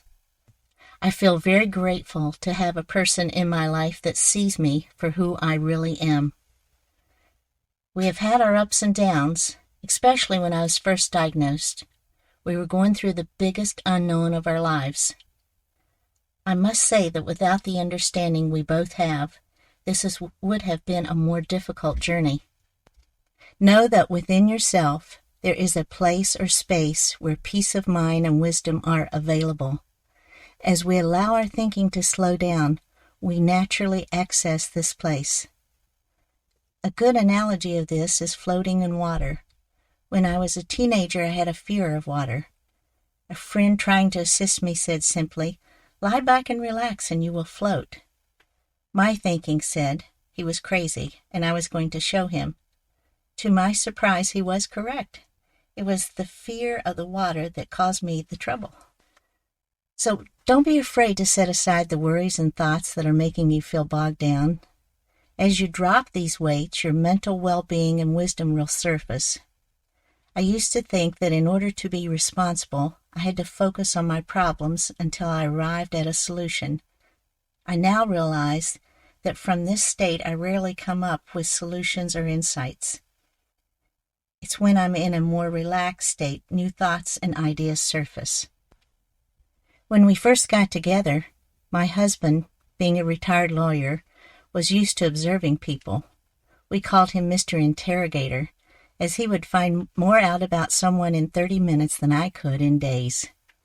What attracted me to him was his wonderful heart, although he could be abrasive and stubborn at times. After being together for a short while, he noticed a big difference in how I saw and reacted to life, and he was full of questions. He was so used to asking questions, he had to learn to listen. At the first Sid Banks conference that we attended together, my husband came well equipped with pen and pencil so that he could take all kinds of notes on the talk.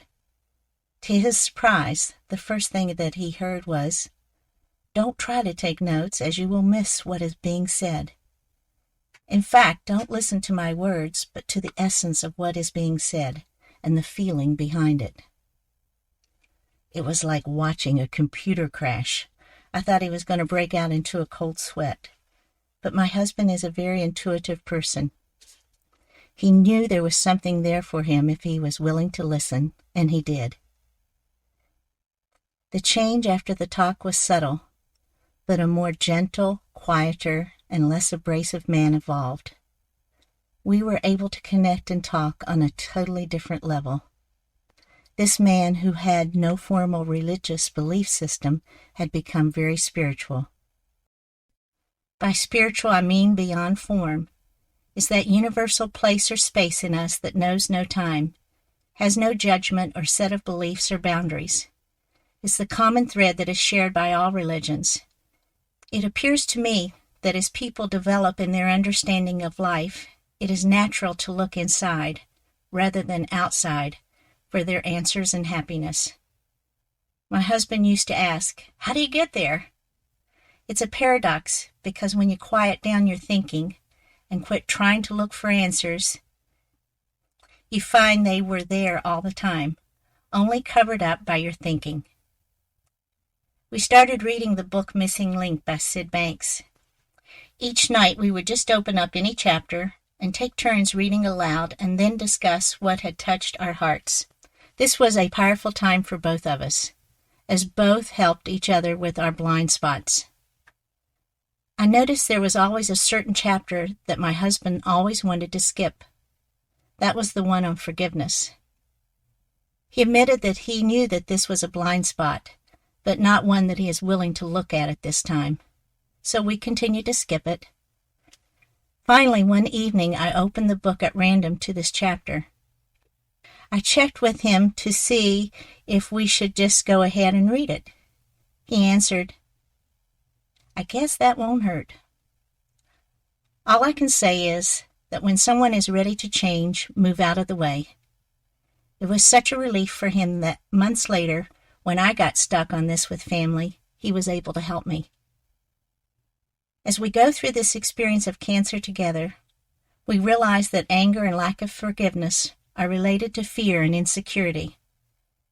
We do what we can to help each other move out of this space as soon as possible. Forgiveness is a full talk in itself, which I will expand on at a later date. I do, however, see it is a gift to yourself and a relief of pain. It is not a sign of weakness, but a sign of inner strength and peace.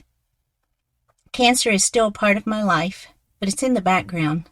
It's like a chronic condition like diabetes or hypertension. I'm aware of it, but I don't have to think about it or focus on it, and it doesn't have to be the center of my thinking or life experience. The understanding I have gotten from the principles of mind, consciousness, and thought have made my experience of my life a meaningful and positive one, and I'm very, very grateful. I hope this tape has been helpful in some way to you if you're a patient or a family member or a caregiver, and that it helps you on your journey. Aloha, and have a wonderful journey through life. Much love to you all. All right. Wonderful. Jim, would you like to add something? No, not really, Karen. I enjoyed it. I thought it was, the beautiful tape that I've heard many times, but every time I hear it, I get more out of it. And I think it's an incredible resource for anybody to listen to, but particularly people in the helping professions and particularly for nurses. So I'm hoping to be sharing it more and more and helping people who are in need of help. I would like to share something that I heard and loved. That is, we are not our bodies, but external shells of our true sense. How beautiful is that? We are not our bodies, just the external shells of our true sense, something within. The soul, God, universe. Beautiful. All right. Would anybody like to add something about Drema? Maybe ask any question about her. Debbie, would you like to say something about Drema or about the tape that you just heard?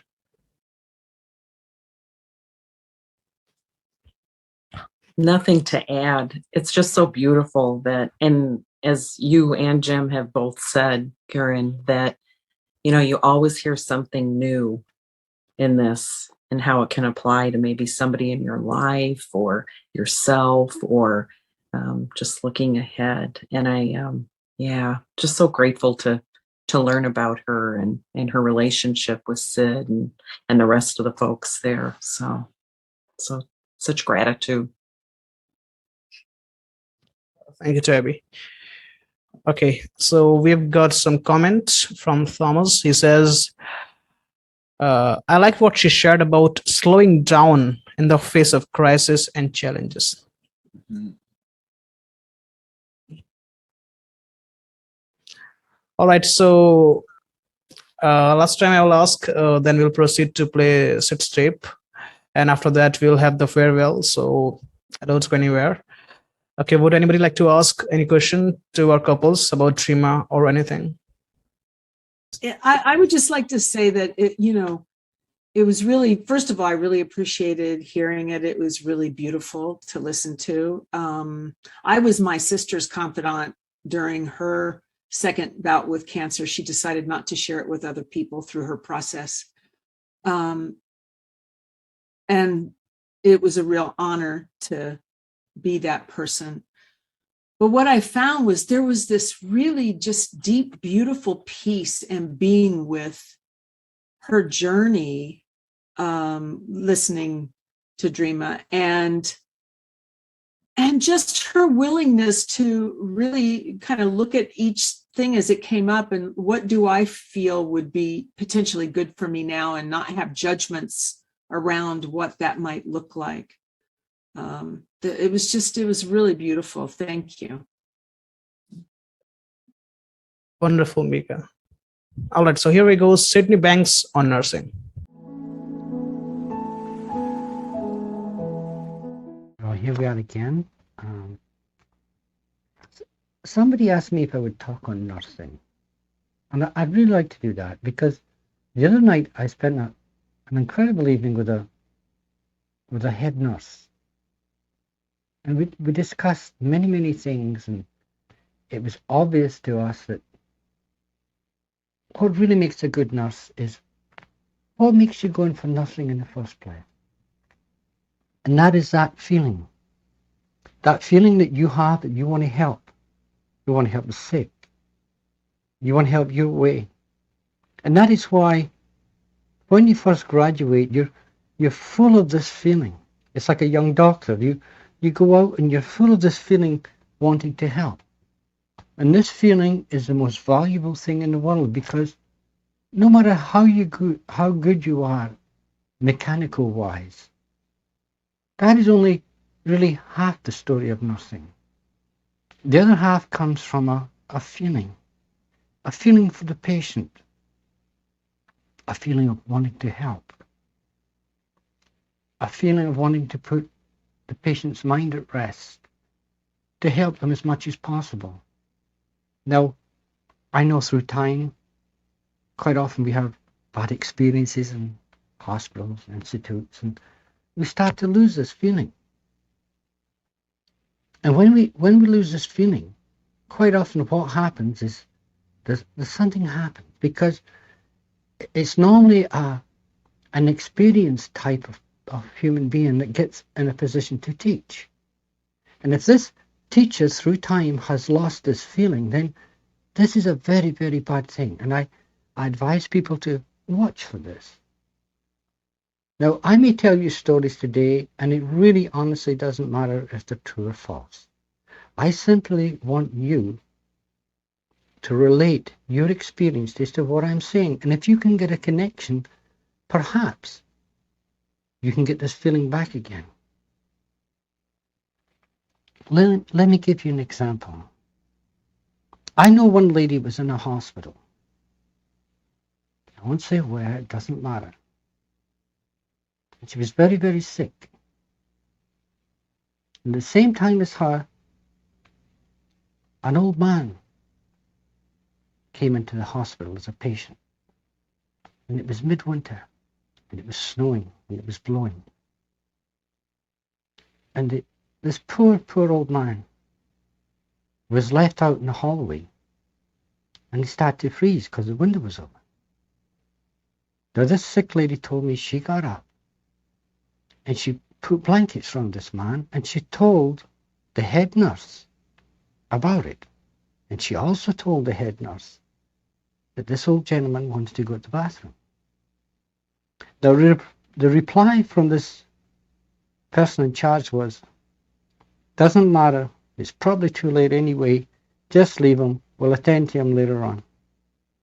Now, he was an old man, about 90. And his brain and his mind was still functioning. Now, can you imagine the amount of embarrassment that gentleman had to go through because that head nurse didn't want to attend him? She would rather wait till the damage was done and somebody else could clean it up. Can you imagine the amount of damage it did to that lady, the other patient, that saw this? Now, it's coincidence would happen. Here's a typical example, because the same lady, the same head nurse was a teacher. And she had a very, very bad habit of embarrassing all the students in front of patients. She loved to do it because she thought she was hardening them up. Well, honestly, the last thing in the world you want to do is harden up and lose that beautiful feeling. So what she was doing, in actual fact, was destroying this beautiful feeling that the students had before they even graduated. Now, this is felt all throughout the hospital. It's like going into a work or an office where there's a lot of negativity on. You can feel it. There's a feeling. And when that feeling is there, you can rest assured there isn't going to be good nursing and there isn't going to be good office work. And it's very, very important that you find this feeling. I don't think half the nurses in this world realize the gratefulness that patients have towards them. You know the old saying, you fall in love with you're very apt to fall in love with your nurse. It's a temporary condition. It's really true. I remember even as a little boy, 9 years old, and I was in to get my tonsils whipped out. And there was a nurse there that was so beautiful to me, so understanding of my condition. To this day, I have never forgotten her. Never forgotten her. Now, that is what a nurse can give to another human being. And that is so much. And if this happens, if this condition resides in the hospital, then it's the halfway battle to recovering people. And can you imagine the amount of help that such a nurse or such a condition would be to the doctor and to the patient and to the hospital as a whole? Let me try and explain this feeling, how it works, how it seems to find its own level, and everybody seems to pick up this incredible feeling. Now, if you hear anybody fighting this wanting a nice feeling to help others, look at them, listen to them. And if they're coming out with a lot of negativity and trying to stop this feeling in the hospital, then they're showing themselves up. They're showing that they've lost this feeling. Again, I'll try and explain what this feeling is. You know, everywhere you go, every block that you go, everywhere you go to live, there's always certain houses. It's like the Depression days when the people that were unemployed and down and out, they were walking all through Canada and United States, and they were looking for work. And if they couldn't find work, they asked people if they could chop wood, just for a meal.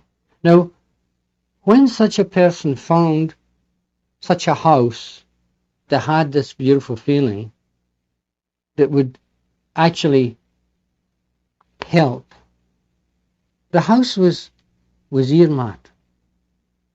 It was marked a certain way so that anybody else coming through, they could spot it. And this is what happened because there was that nice feeling. There was that help.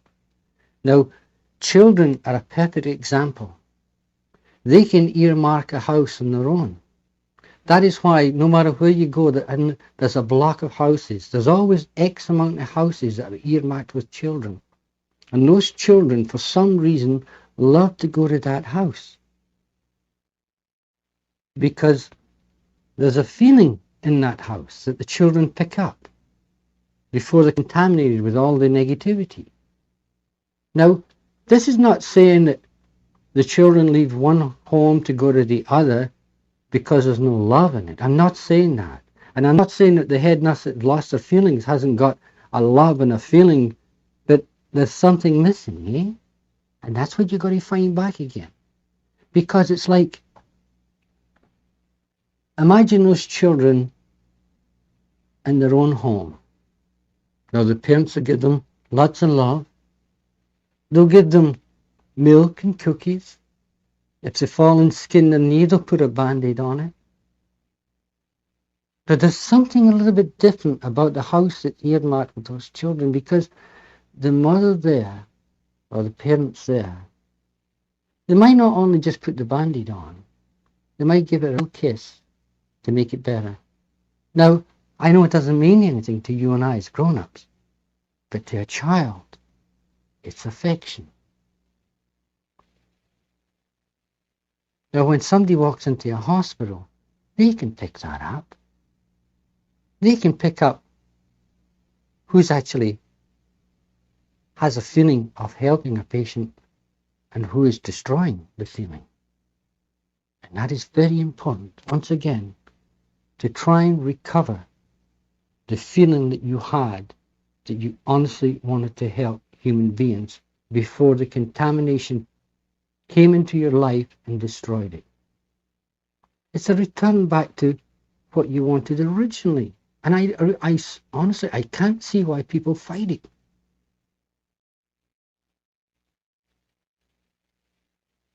I'm saying, be very careful when you have teachers that destroy that feeling in the students because of negativity. You see, the feeling you get in return, do you know that lady I told you about that got up through the night and tucked that old man in a blanket? She told me it was a feeling that she got from that was incredible. And she couldn't understand why this head nurse didn't want to do the same thing. But it wasn't really the head nurse's fault. It's just that she had lost it through time because of the way we view nursing, or the way some view nursing. And as I say, the feeling, it's like if you were in Hawaii, they'd call it the aloha feeling. But here, it's just a feeling that you want to help. And this is why you go to nursing. This is why you become doctors. This is why you become therapists. This is why you walk into places, orphanages, to help. It's because of a feeling. And that's what's lacking in the world today, is a feeling. And the greatest thing in the world is the negativity that creates the feeling in such establishments. They'll fight it. But you fight it too, within yourself, because that's where you win the battle. When you recover the feeling of wanting to help human beings.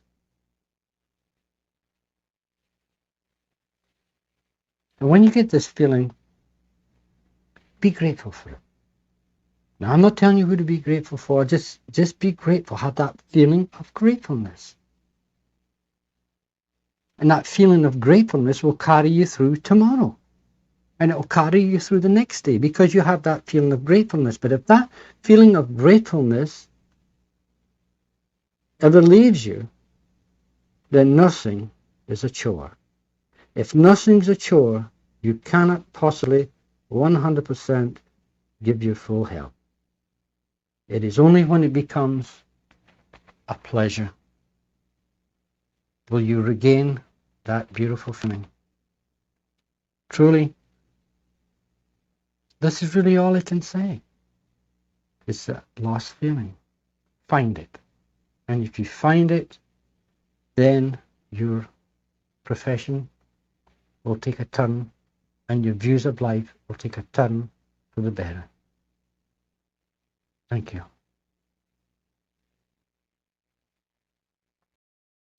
All right, so here we are.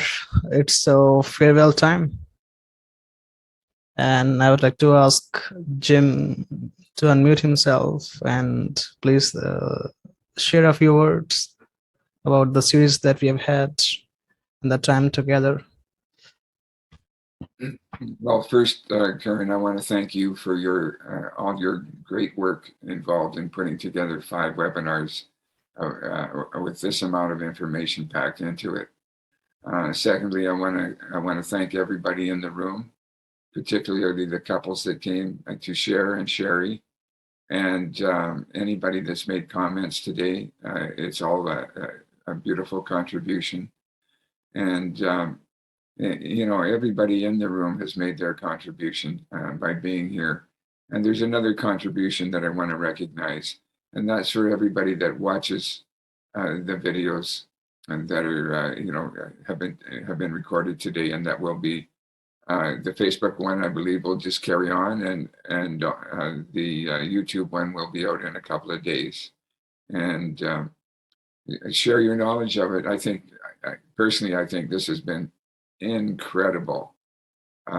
It really has got deep feelings. It really has revealed more of the people that were in the original group back on Salt Spring, which was made up of incredibly beautiful people, and they were the core that the psychologists that heard about Sid and came to check it all out. These were the proof that was in the pudding, and you know, I'm not saying it wouldn't have happened without every one of us. The truth would have come out. Sydney Banks would have persisted on sharing and sharing.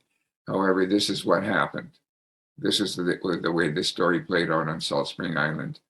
And it's wonderful, this show and in the last show, to hear my old friends come forth and to share what they got and how their lives have changed. And you folks are incredibly beautiful. And the stories that you've shared really touched me, and I know they touched everyone in the room. So that's what I have to say. I am super grateful. Another theme, of course, is Drema's tapes. They are very, very powerful. And we want to be sharing them as soon as we can, and particularly with nurses.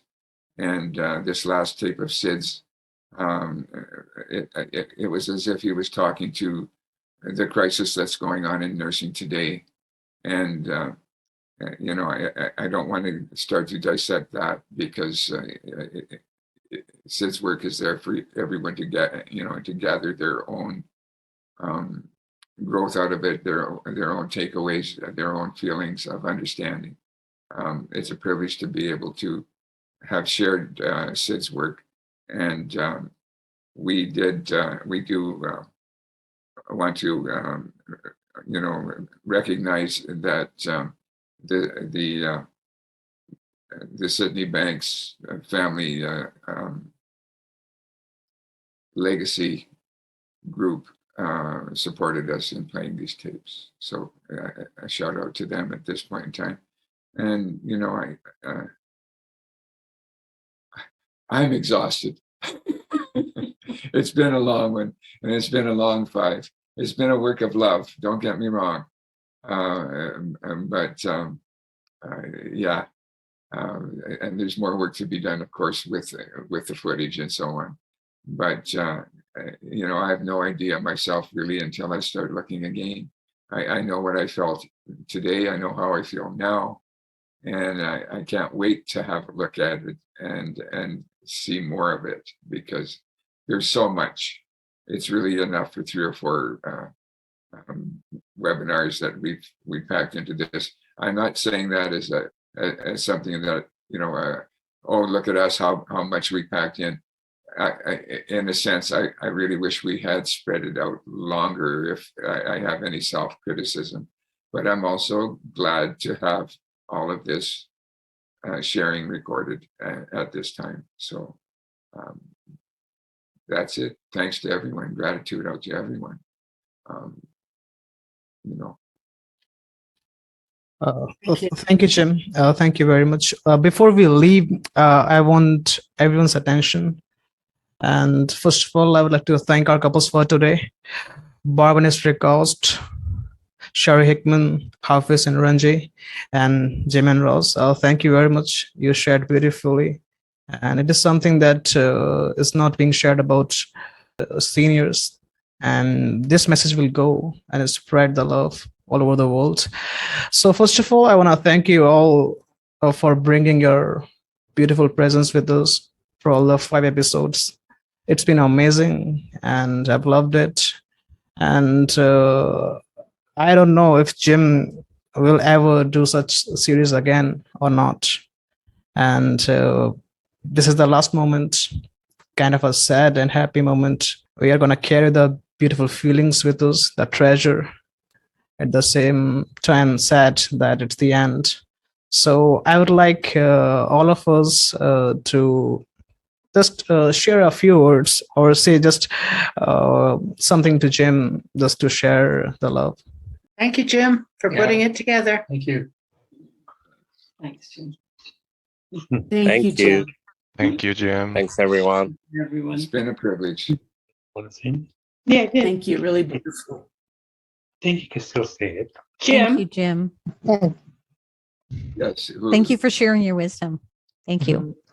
I would like to give all of us a standing ovation by standing up and clapping for